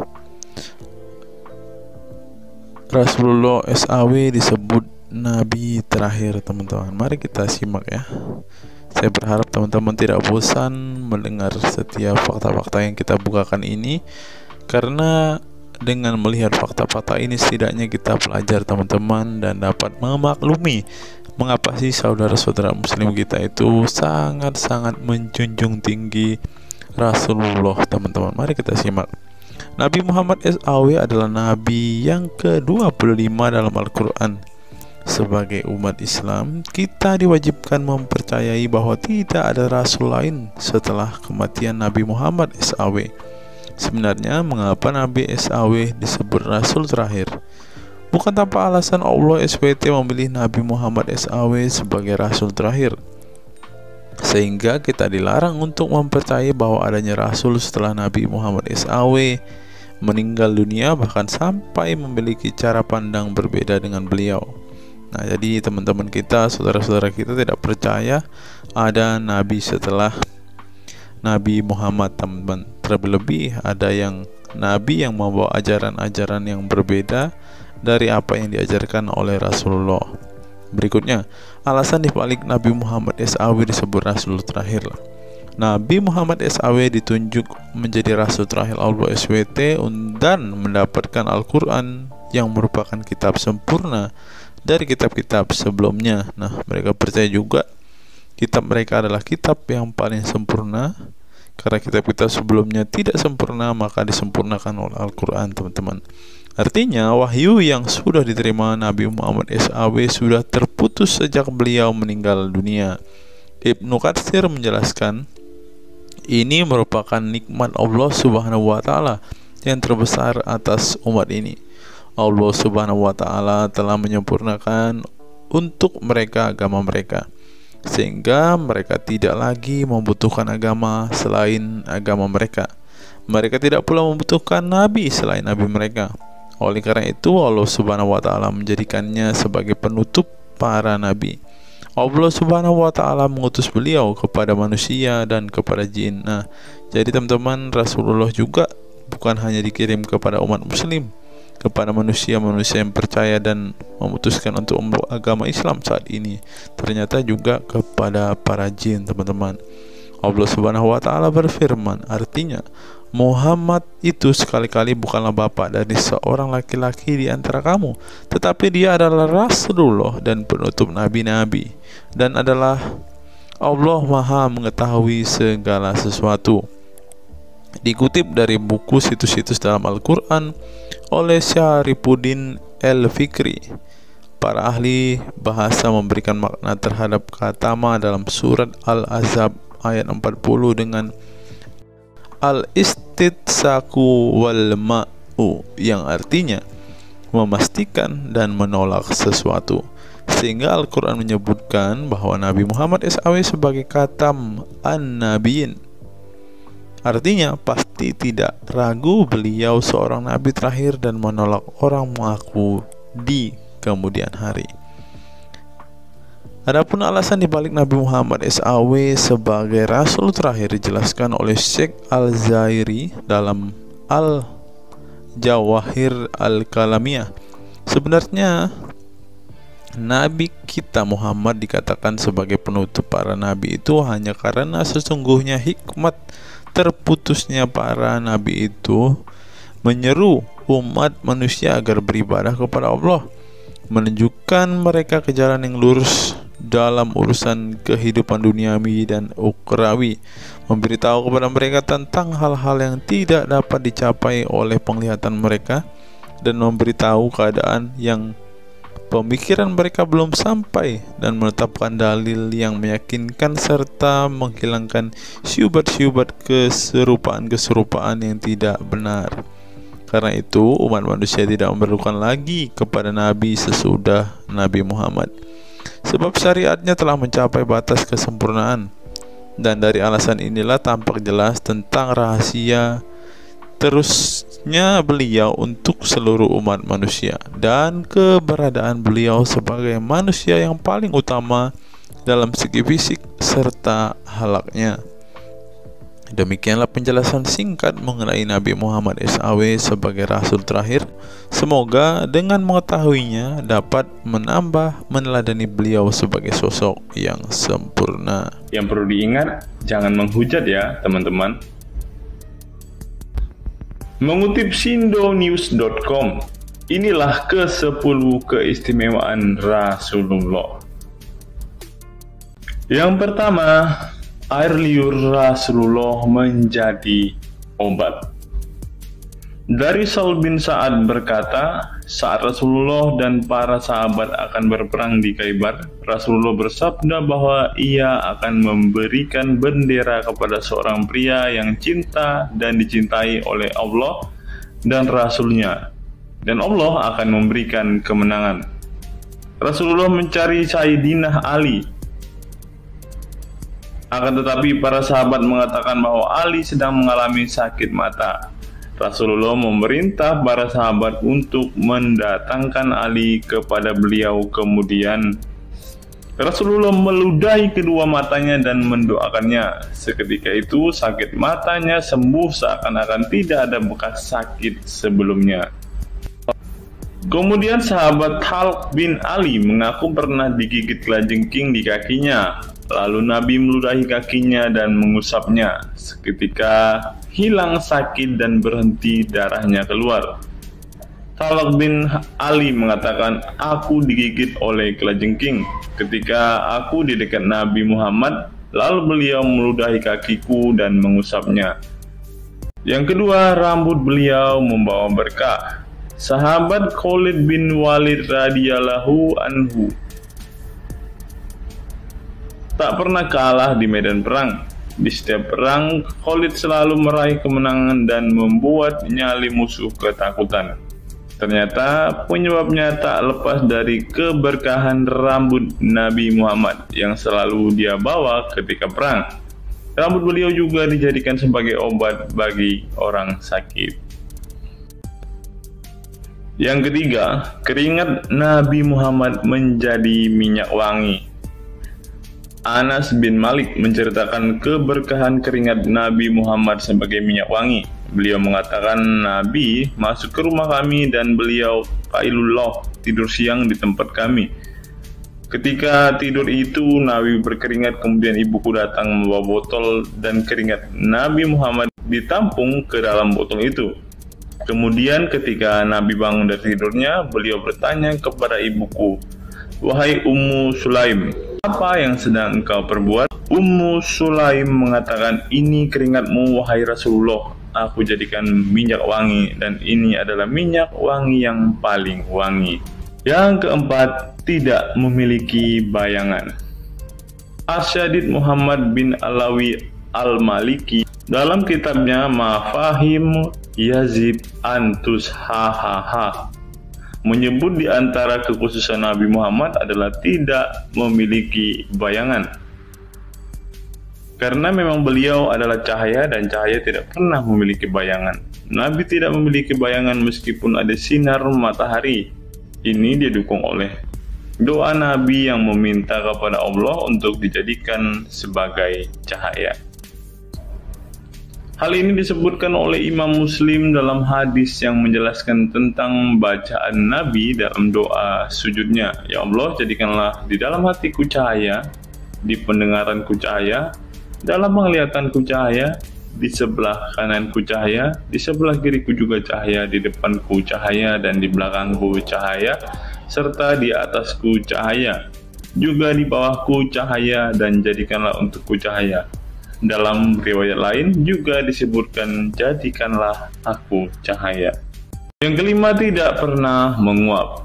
Dalam kitab Al-Qashais Al-Kubra, Imam Asyuyuti menyebutkan riwayat Nabi Muhammad yang sepanjang hayat tidak pernah menguap. Takris oleh Imam Al-Bukhari dalam kitabnya Al-Tariq dan juga Ibnu Abi Saibah dalam Musanabnya, dan dari Isa Ibnu Sa'ad dari Yazid bin Al-Asham, beliau berkata bahwa Nabi Muhammad tidak pernah menguap sama sekali. Yang keenam, hati beliau tidak pernah tidur. Keistimewaan lainnya adalah kedua mata beliau tertidur, namun tidak demikian dengan hati beliau. Suatu waktu Nabi Muhammad pernah ditanya oleh istrinya Sayyidah Aisyah tentang tidurnya selepas sholat witir. "Wahai Rasulullah, apakah engkau tidur setelah sholat witir?" Beliau menjawab, "Betul Aisyah, sesungguhnya mataku tertidur dan tetapi hatiku tidak pernah tidur." Ini sejalan dengan apa yang disebutkan beliau bahwa para nabi tidaklah tidur kecuali hanya mata mereka saja yang terpejam. Hati mereka tidak pernah tidur dari berzikir kepada Allah Ta'ala. Dan begitu juga para nabi tidur hanya matanya saja, sedangkan hatinya tidak pernah tidur. Yang ketujuh, jubah beliau sembuhkan orang sakit. Asma bintu Abu Bakar radhiyallahu anhu bertaburuk dengan jubah Nabi. Dari Abdullah bin Kaisan berkata, "Diperlihatkan kepadaku sebuah jubah tayalisah dari Kisra dan kerahnya berbahan dibaj. Juga kedua sisinya dijahit dengan dibaj." Asma berkata kepada budaknya, "Wahai Abdullah, jubah ini dahulu ada pada Aisyah hingga ia wafat. Setelah Aisyah wafat, aku pun mengambilnya. Dulu Rasulullah sering memakai jubah ini Kami pun biasa mencuci jubah ini dengan air untuk menyembuhkan orang yang sakit. 8. Darah bekam Nabi diminum sahabat. Darah Rasulullah benar-benar barokah. Sahabat Abdullah bin Zubair radhiyallahu anhu pernah meminum darah Nabi. Diceritakan Abdullah datang kepada Rasulullah ketika beliau sedang berbekam. Setelah Rasulullah selesai, maka beliau memberikan darah berbekam itu sambil berkata, "Pergilah dan sembunyikan darah ini dari manusia." Maka aku pergi dan meminum darah itu. Selepas itu aku mendatangi Rasulullah kembali. Lalu Rasulullah bertanya, "Apa yang kamu lakukan?" Abdullah menjawab, "Aku sudah sembunyikan darah itu di tempat yang tidak boleh dilihat oleh manusia." Baginda Nabi berkata lagi, "Jangan-jangan kamu telah meminumnya?" Beliau menjawab, "Ya, aku telah meminumnya, wahai Rasulullah." Setelah meminum darah itu, Nabi Muhammad berkata kepada Abdullah, "Sungguh engkau telah menjaga dirimu dari api neraka." Yang ke-9, tidak pernah ihtilam atau dalam tanda kurung mimpi basah. Ihtilam adalah keluarnya air mani karena sebab mimpi atau fantasi. Di Indonesia sering disebut dengan mimpi basah. Dan itu tidak pernah terjadi pada Nabi Muhammad. Dalam kitab hadis Al-Mu'jam Al-Kabir, Imam At-Tabarani mengeluarkan sebuah riwayat dari Ibnu Abbas bahwasannya Nabi Muhammad tidak pernah ihtilam atau mimpi basah. Yang ke-10 yang terakhir, teman-teman, dapat melihat dan mendengarkan ringkihan langit. Dari sahabat Abu Dzar, Nabi Muhammad bersabda, "Sesungguhnya aku melihat apa yang kalian tidak lihat, dan aku mendengar apa yang kalian tidak dengar, ringkihan langit. Dan memang pantas langit bersuara ringkih, karena di setiap jarak 4 jari di langit ada malaikat yang menaruh keningnya dan sujud kepada Allah.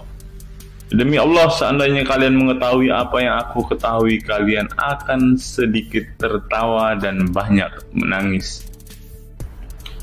Keistimewaan lain dari Nabi Muhammad disebutkan ketika beliau buang air tidak ada bekasnya sama sekali. Dalam kata lain, semua kotoran beliau ditelan bumi, tak sedikit pun yang tertinggal. Beliau juga mampu melihat ke belakang dengan jelas sebagaimana beliau melihat ke depan. Itulah ke-10 keistimewaan Nabi Muhammad yang juga menjadi bukti kenabian beliau. Rasulullah adalah manusia sebagaimana umatnya, akan tetapi Allah menjadikan beliau sebagai manusia yang tidak seperti manusia pada umumnya.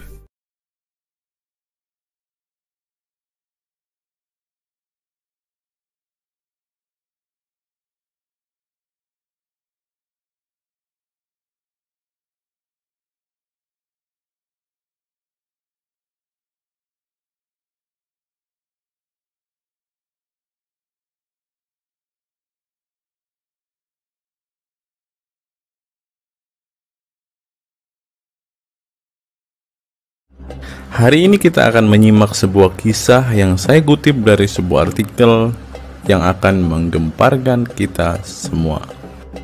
Karena kisah ini berisi sebuah cerita tentang para sahabat Nabi Muhammad yang katanya masuk surga. Bagaimana mungkin para sahabat ini bisa masuk surga?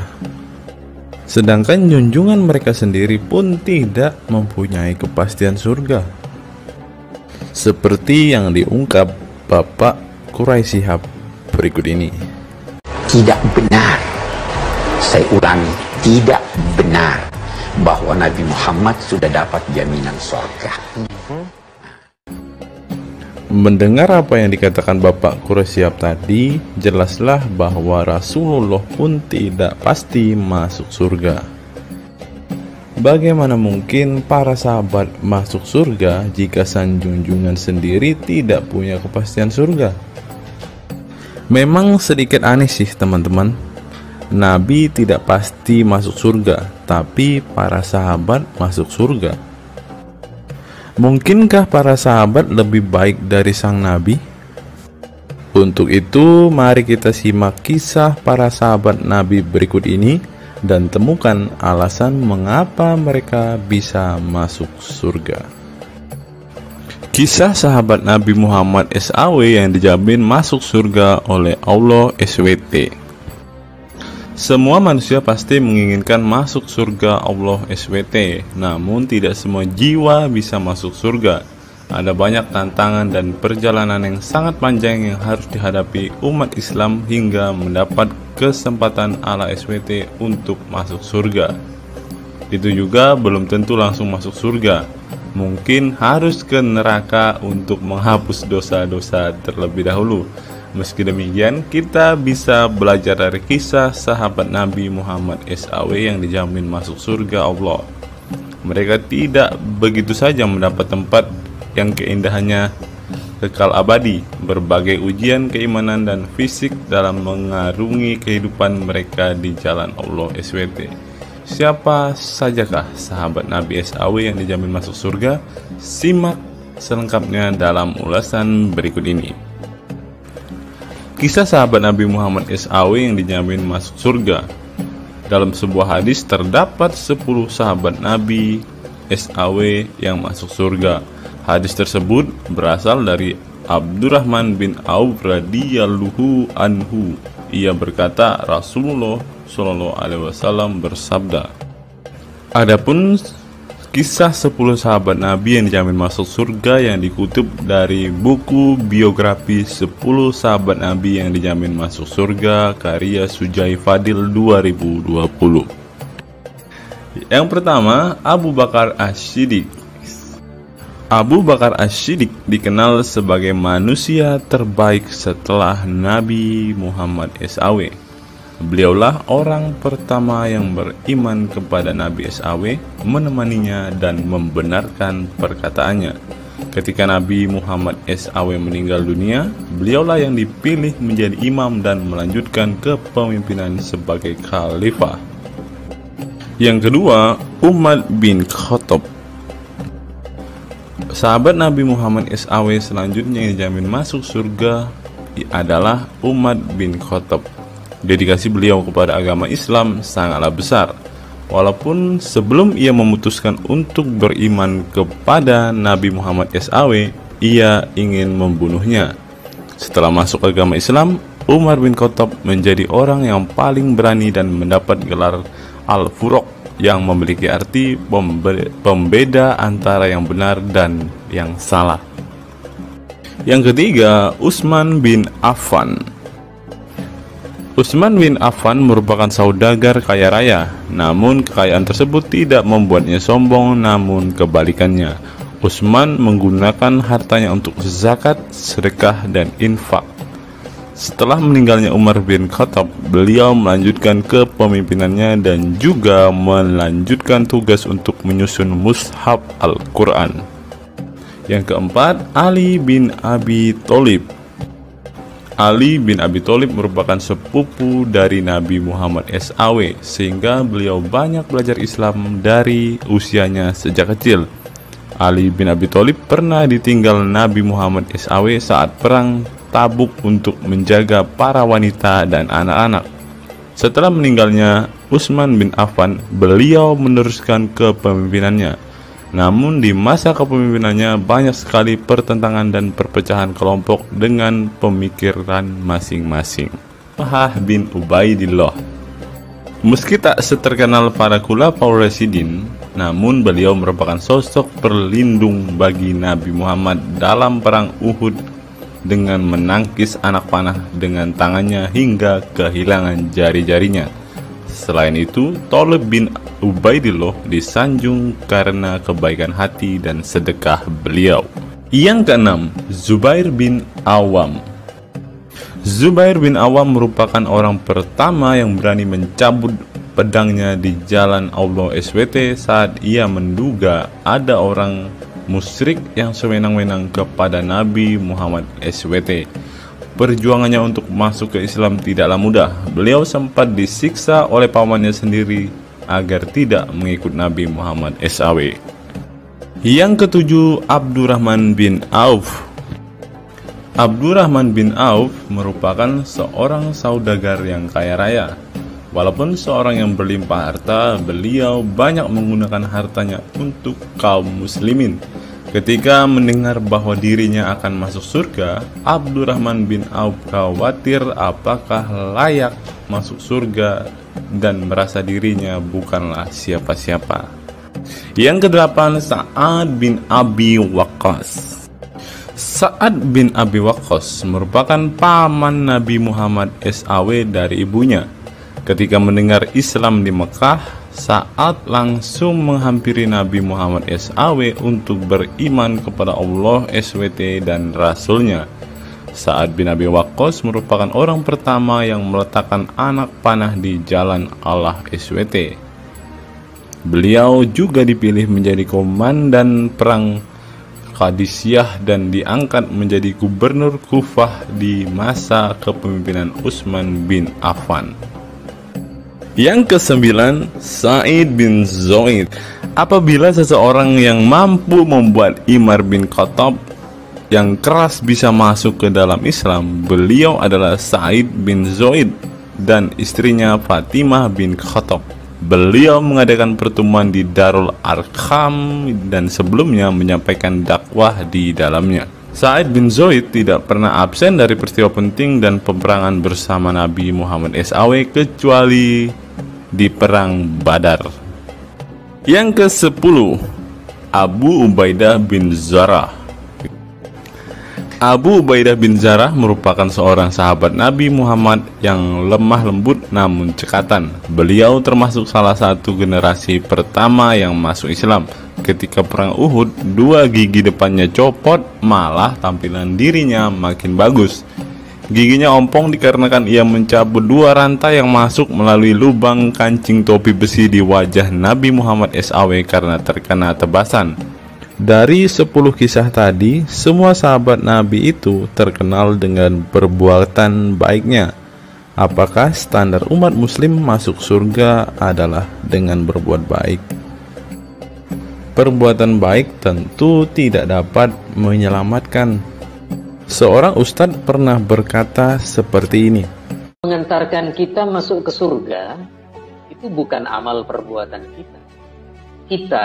Kita semua masuk ke dalam surga Allah kelak itu lantaran mendapat anugerah dari Allah dan mendapat rahmat dari Allah.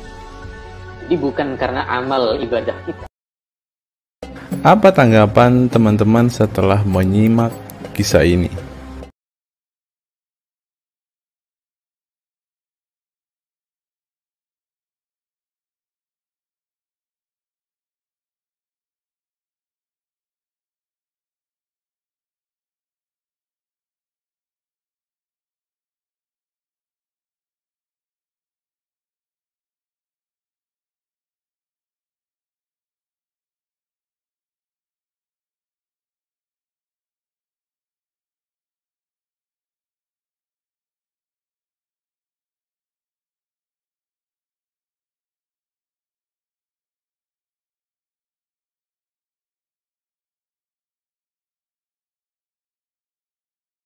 Saya teringat dengan satu perkataan seorang ustadz, teman-teman. Ustadz ini mengatakan bahwa memang benar saudara-saudara muslim kita itu hanya suka membaca Al-Quran, suka berbahasa Arab, tetapi pada kenyataannya mereka ini, teman-teman, ternyata adalah orang-orang yang tidak paham sama sekali dengan apa yang mereka baca, teman-teman. Dan akhirnya Ustadz ini mengatakan bahwa saudara-saudara muslim kita ini seperti keledai, teman-teman. Mari kita dengarkan apa yang disampaikan Ustadz ini. Kita bangga menghafal Al-Quran tapi tidak memahami Al-Quran. Senang mengulang berbahasa Arab tapi tidak mengerti bahasa Arab. Suka membaca Al-Quran tapi tidak memahami maknanya. Akhirnya apa? Menjadi keledai di Indonesia. Tidak sampai di situ saja, teman-teman. Menurut NU Online, seperti yang disampaikan oleh Gus Baha, ingin umat Islam banyak baca Al-Quran meski tak paham maknanya. Teman-teman bisa baca sendiri ya judul artikel ini. Artikel ini mengatakan seorang Gus ingin umatnya itu semua umatnya dia ingin bahwa mereka harus mau dan rajin membaca Al-Quran, teman-teman. Walaupun ya pada kenyataannya apa yang mereka baca mereka tidak ketahui, apa yang mereka baca mereka tidak tahu maknanya, teman-teman. Mari kita dengarkan dan lihat apa isi dari artikel yang diransir oleh NU Online ini, teman-teman. Jakarta NU Online. Rais Syuriah Pengurus Besar Nahdlatul Ulama PBNU Kiai Haji Ahmad Bahaudin Nur Salim yang biasa dikenal dengan Gus Baha mengingatkan umat muslim atau umat Islam untuk memperbanyak membaca Al-Quran meski tidak memahami maknanya. Waduh, gak bahaya kah ini? Ustadznya mengatakan harus baca saja Al-Quran walaupun tidak paham. Wah, bisa-bisa umat Islam jadi keledai se-Indonesia nih, seperti yang dikatakan Ustadz yang barusan tadi. Karena semuanya disuruh baca, disuruh hafal, tidak peduli tahu atau tidak arti dan maknanya. Aduh, gimana ini, teman-teman? Sebagai kitab suci, Al-Quran harus lebih dekat dengan umat Islam. Cara mendekatinya bisa dengan mempelajari dan memahami kandungan Al-Quran atau membacanya. Membaca Al-Quran lebih bernilai ibadah, terutama di bulan suci Ramadan. Saya paling sangat ingin di Ramadan ini banyak membaca Al-Quran, baik membaca secara qiraatan saja atau lebih jelasnya. Sebagaimana dikutip NU Online dari akun YouTube Santri Gayeng, menurut Gus Baha, membaca Al-Quran tidak harus menunggu paham arti dan tafsirnya, sebab membaca Al-Quran dari huruf ke huruf sudah bernilai ibadah. Meskipun seorang yang membacanya itu tidak paham arti dan maknanya, terlebih ketika membaca dan kemudian menjadikan isi Al-Quran sebagai bimbingan hidup. Gus Baha mencoba melogikakan orang yang membaca Al-Quran tetapi tidak memahami maknanya. Ia menjelaskan ketika seseorang membaca Al-Quran dan tidak paham maknanya, maka seseorang itu hanya menyibukkan diri dengan kalamullah. Hal ini menurut Gus Baha sesuatu yang baik. Tetapi Ustadz yang tadi mengatakan kalau hanya bisa membaca tetapi tidak ngerti maknanya, mereka sama dengan keledai di Indonesia. Nah, sekarang umat muslim bingung nih harus ngikutin yang mana, mau jadi keledai atau hanya menjadi pembaca tetapi tidak tahu apa-apa nih. Lanjut, teman-teman. Efek dari kesibukan dengan kalamullah itu pasti tidak melakukan maksiat. Tetapi kalau kita melihat ya, kalau ada satu contoh kasus yang terjadi di pesantren kemarin kan, teman-teman, di artikel yang kita baca sebelumnya, bahwa kejadian atau hal yang bersangkut paut dengan maksiat ini terjadi di dalam pondok pesantren, teman-teman. Bagaimana ini Gus Baha?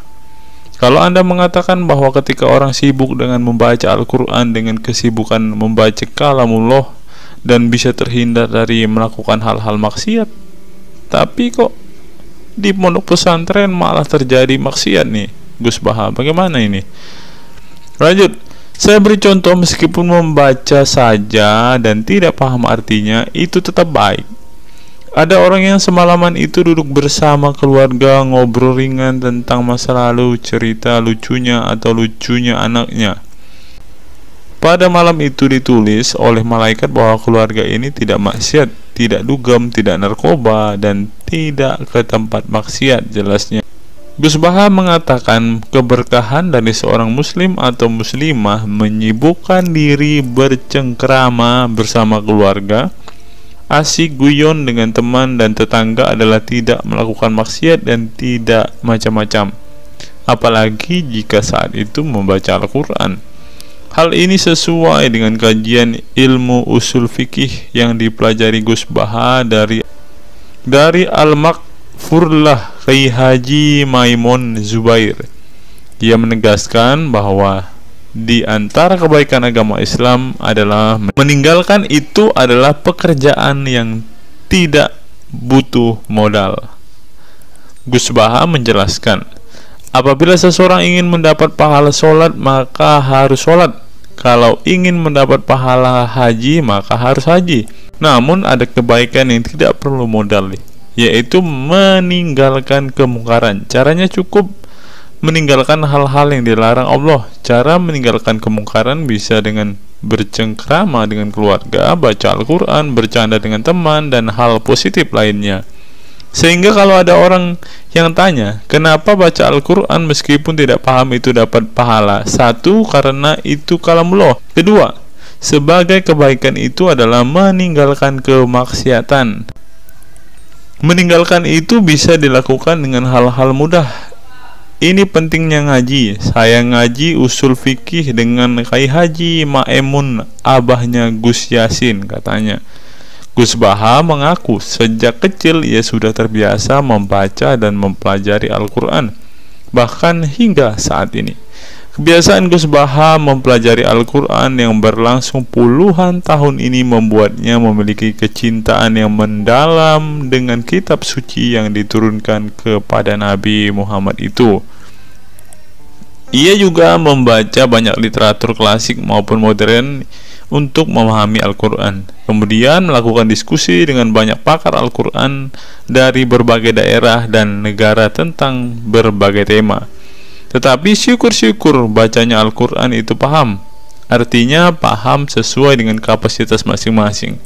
Saya mulai kecil hingga sekarang masih ngaji Al-Quran, masih belajar, juga masih terus mencari ilmu. Ucap pengasuh pondok pesantren Tahfidzul Quran LP3 IA Rembang, Jawa Tengah itu.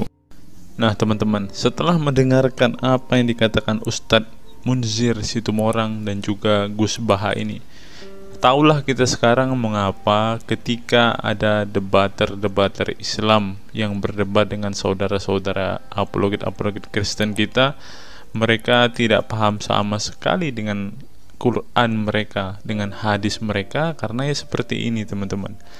Membaca Al-Quran, menghafal Al-Quran itu adalah sebuah ibadah bagi kepercayaan mereka teman-teman. Walaupun mereka tidak paham apa yang mereka baca, walaupun mereka tidak mengerti sama sekali apa yang mereka baca teman-teman, yang penting dibaca saja, itu adalah sebuah amal baik. Nah teman-teman, kita belajar bahwa ketika apologet Kristen berdebat dengan para apologet Islam atau dengan para polemikus Muslim, inilah yang terjadi teman-teman. Mereka tidak paham sama sekali ketika mereka ditanya isi hadis dan Qur'annya. Karena pada intinya atau pada kenyataannya, seperti pengakuan dua ustadz ini tadi, bahwa memang benar umat muslim itu hanya senang membaca, hanya suka membaca, hanya suka mengimani, tetapi tidak paham sama sekali dengan apa yang mereka baca dan imani teman-teman.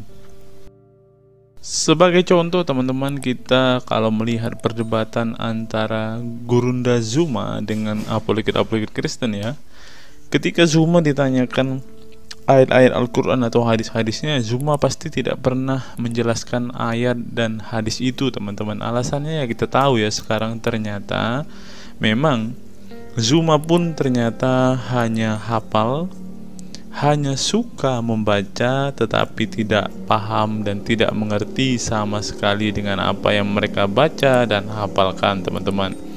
Ya, jadi kita bisa ambil kesimpulan bahwa orang-orang model seperti ini sama seperti keledai di Indonesia, seperti yang diungkapkan oleh Ustadz Munzir Situmorang tadi teman-teman.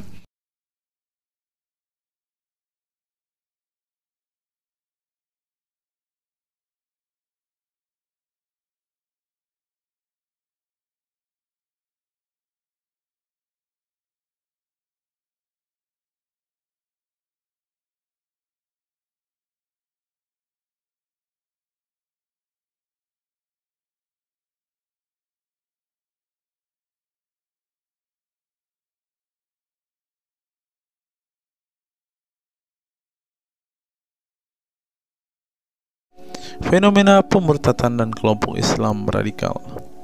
Sejumlah sarjana Islam mengemukakan hukuman seorang murtad adalah hak prerogatif Tuhan, bukan wewenang manusia.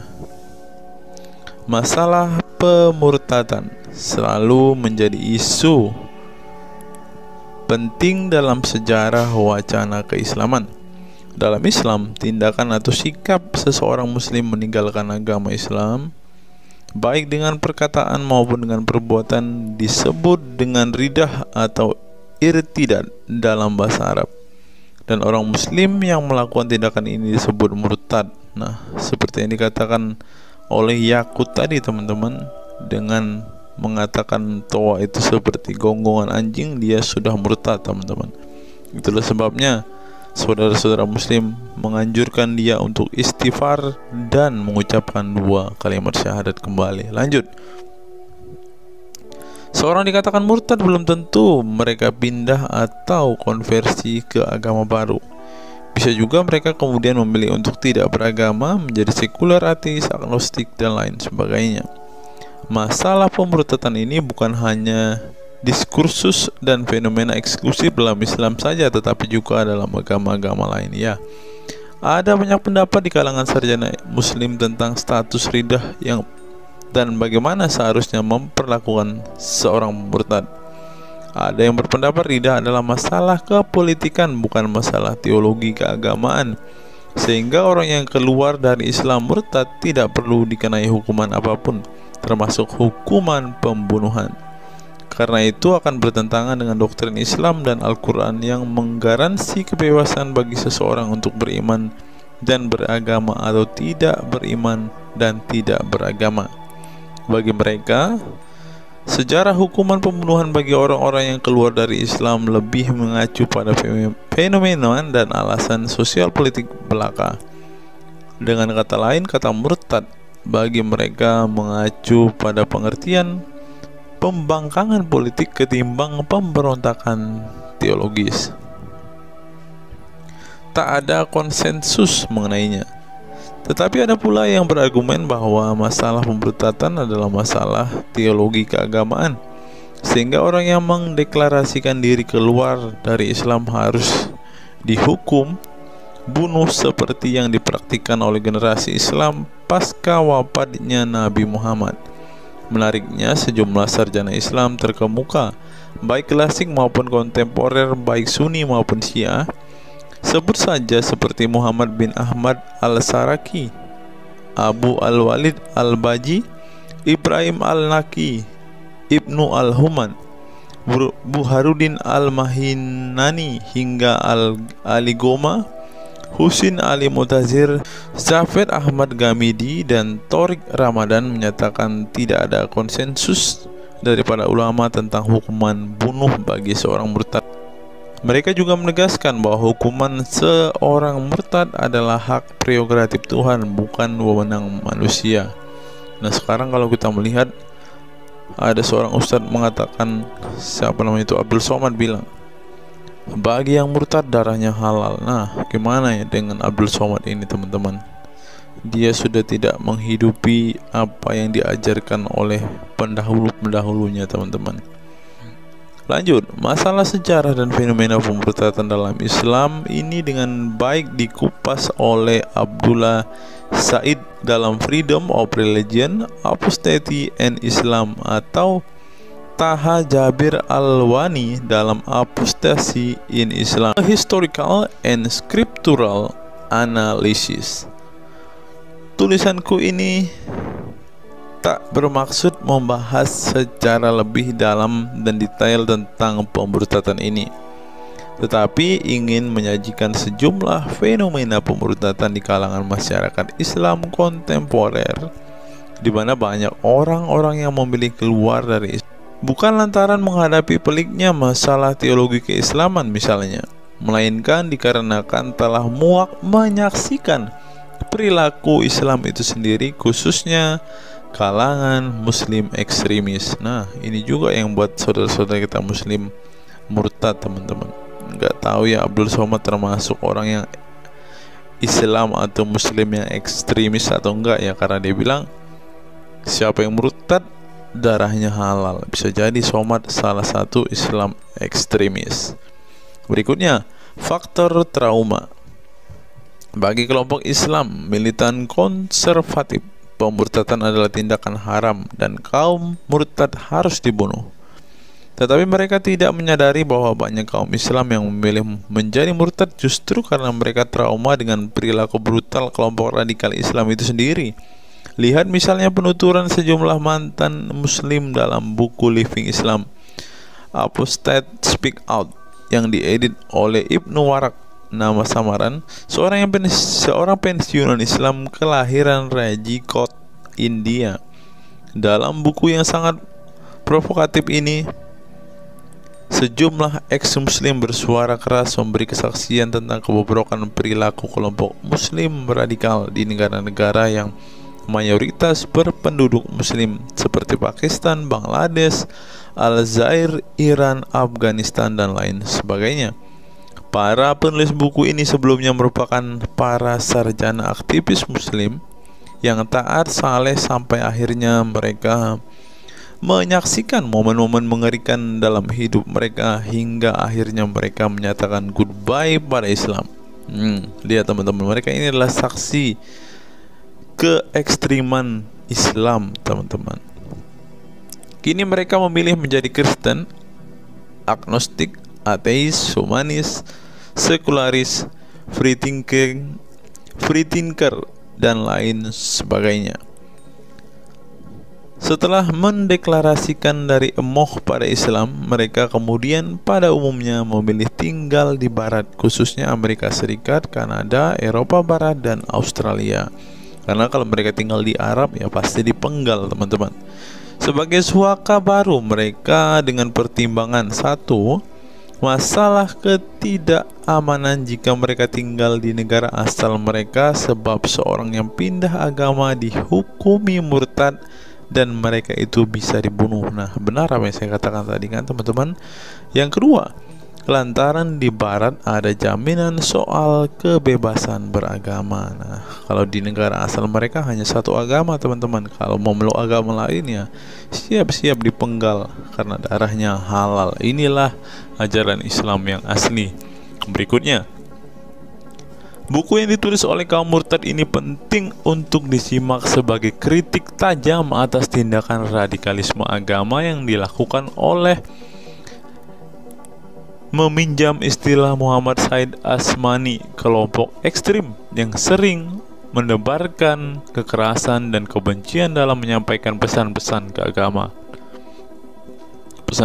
keagamaan tanpa disadari bahwa perilaku sadis dan barbar mereka telah menyebabkan sebagian umat Islam frustasi dan kehilangan kepercayaan terhadap agama mereka, kemudian memilih hengkang dari Islam. Ini menunjukkan bahwa masalah pemurtadan atau proses konversi tidak semata-mata masalah teologi keagamaan, tetapi juga sosial, politik, dan ekonomi. Itulah yang dialami Ibnu Warok, Ali Sina, Anwar Saik, Faisal Muhammad, Serek Malik, Samia Libini, Abul Qasem, dan masih banyak lagi. Semula mereka adalah para pemeluk Islam saleh yang kemudian memilih keluar dari agama ini setelah mereka mengalami dan menyaksikan peristiwa tragis dalam sejarah hidup mereka. Simak misalnya penuturan Ali Sina dalam Why I Live Islam, My Passage from Faith to Enlightenment. Ali Sina yang masih keturunan Ayatollah Iran ini menuturkan pengalaman getir hidupnya menyaksikan serangkaian horor di negaranya Iran. Dia mengatakan sejak Ayatollah Khomeini berhasil menggulingkan diktator Shah Reza Pahlavi pada tahun 1979, segera ia mengganti ideologi sekuler negara dengan ideologi Islami yang tunduk sepenuhnya pada otoritas Khomeini. Masih menurut Ali Sina, alih-alih ingin menegakkan kedaulatan Tuhan, dalam praktiknya Yang terjadi justru penegak kedaulatan Khomeini, di mana melalui agen rahasianya yang bernama Saza Mene Ate Laat Fa Amniate Keskharar, yang disingkat Sefak, dia dan para pendukungnya menghancurkan siapapun yang tidak mau tunduk pada otoritas politik keagamaannya, termasuk bekas sekutunya. Maka pada saat Imam Khomeini berkuasa, kata Sina, nyawa pun menjadi sangat murah. Ribuan orang Irak dibunuh sebagai efek perang teluk antara Iran-Irak. Ribuan pengikut Bahai Faith disiksa dengan tuduhan murtad, dan ribuan penduduk Iran yang menolak otoritas politik dan agama sang imam dipenjara. Nasib kaum perempuan lebih tragis lagi. Sebelum dibunuh, mereka diperkosa oleh tentara syariat dengan alasan sebagai imbalan pembangkangan kepada sang ayatollah sekaligus tiket menuju surga. Ngeri teman-teman, tiket menuju surga. Peristiwa tragis semasa rezim Khomeini ini membuat Ali Sina trauma dan kehilangan kepercayaan terhadap Islam, sehingga ia memilih murtad. Sekarang ia mendirikan Faith Freedom Foundation untuk mengadvokasi orang-orang yang ingin meninggalkan Islam. Selain Ali Sina, pengalaman getir juga dialami oleh Abul Qasim Bangladesh, Sherak Malik Pakistan, Anwar Saik Pakistan Bertain, Nadia dari Maroko, Samia Libina dari Tunisia, Azad dari India, dan masih banyak lagi. Setelah mengalami dan menyaksikan sejumlah peristiwa tragis kekerasan agama yang dilakukan kaum muslim radikal di negara mereka, mereka kemudian hijrah ke iman yang baru. Memang tidak bisa dipungkiri, di negara-negara berbasis Islam itu telah terjadi sejumlah peristiwa sadis yang dilakukan sekelompok rezim muslim militan dan kaum radikal agama demi ambisi politik kekuasaan mereka. Atas nama agama dan penegakan syariat Islam, mereka melakukan serangkaian teror dan kekerasan terhadap kelompok minoritas dan lawan-lawan politik agamanya. Penulis perempuan Mesir Bad Yeor telah menunjukkan dengan baik sebagian dari sejarah gelap radikalisme kelompok militan konservatif terhadap kaum minoritas ini dalam buku The Decline of Eastern Christianity Under Islam From Jihad to Dhimmitud. Dalam buku ini, dia berpendapat bahwa konsep dhimmi, khususnya Kristen dan Yahudi yang secara literal mengacu pada definisi protected people, orang-orang yang dilindungi, dalam realitasnya justru menjadi kelompok yang diperas, dieksploitasi, karena di samping dipaksa membayar pajak pada pemerintah, mereka tidak pernah menikmati hak-hak sipil sebagai warga negara. Di negara-negara berbasis syariat Islam, mereka memang menjadi warga negara kelas 2, kalau bukan malah tidak berkelas lagi. Tidak hanya non-muslim saja, kaum muslim yang kebetulan berseberangan dengan ideologi dan aliran keagamaan rezim penguasa, baik rezim Sunni maupun Syiah, juga mendapat perlakuan kejam dan diskriminatif. Sebagian dari kaum muslim yang dizolimi oleh rezim Islam ekstrem ini masih bertahan memeluk Islam, tetapi sebagian lain lebih memilih kabur ke negeri lain dan emoh memeluk Islam lagi. Ilustrasi di atas merupakan peringatan keras sekaligus memberi pelajaran berharga bagi umat Islam. Dengarnya saudara-saudara Islam, khususnya kelompok muslim militan konservatif yang selama ini getol berdakwah dengan cara-cara kekerasan dan intoleran. Perilaku brutal dan aksi-aksi kekerasan yang mereka lakukan tidak hanya menyebabkan simpati publik terhadap kaum muslim merosot atau melorotnya tingkat kepercayaan publik terhadap Islam sebagai agama damai, toleran, pluralis, dan rahmatan lil alamin. Tetapi lebih dari itu, tindakan konyol kaum radikal agama ini telah menyebabkan pemurtadan sebagian umat Islam itu sendiri. Kedepan kaum muslim harus menebarkan Islam dengan cara-cara damai, santun, dan toleran, bukan dengan tindakan keras, kasar, dan intoleran yang justru merugikan Islam dan kaum muslim itu sendiri. Jika memang Islam itu agama rahmat bagi alam semesta, maka buktikan itu dengan tindakan nyata. Wallahu alam bishawab. Nah, itulah fakta-fakta yang bisa saya sampaikan pada kesempatan hari ini, teman-teman. Kiranya fakta-fakta ini dapat membuat kita semua sebagai umat Kristen semakin bersemangat berdoa, terlebih memberitakan Injil kepada saudara-saudara muslim kita yang benar-benar rindu, yang benar-benar ingin dan haus mendengarkan kabar baik, teman-teman. Karena Alkitab memang mengatakan ada orang-orang yang hatinya sudah tertutup untuk Injil dan mereka tidak akan pernah mendengarkan kabar baik itu. Bagi saudara-saudara muslimku, segeralah murtad, karena sesuai dengan apa yang kita bacakan hari ini, banyak sekali fakta-fakta yang di luar nalar yang bisa menjadi alasan kalian untuk meninggalkan agama Islam. Apa pendapat teman-teman setelah menyimak video ini? Silahkan tuliskan komentar waras teman-teman di kolom komentar video ini, agar banyak orang semakin waras dan semakin sadar bahwa hanya Yesuslah satu-satunya Tuhan dan Juru Selamat. Hanya Yesuslah satu-satunya yang menyediakan surga bagi setiap orang yang percaya kepadanya. Salam waras, salam sadar. Sampai bertemu di video-video kita berikutnya. God be with you all.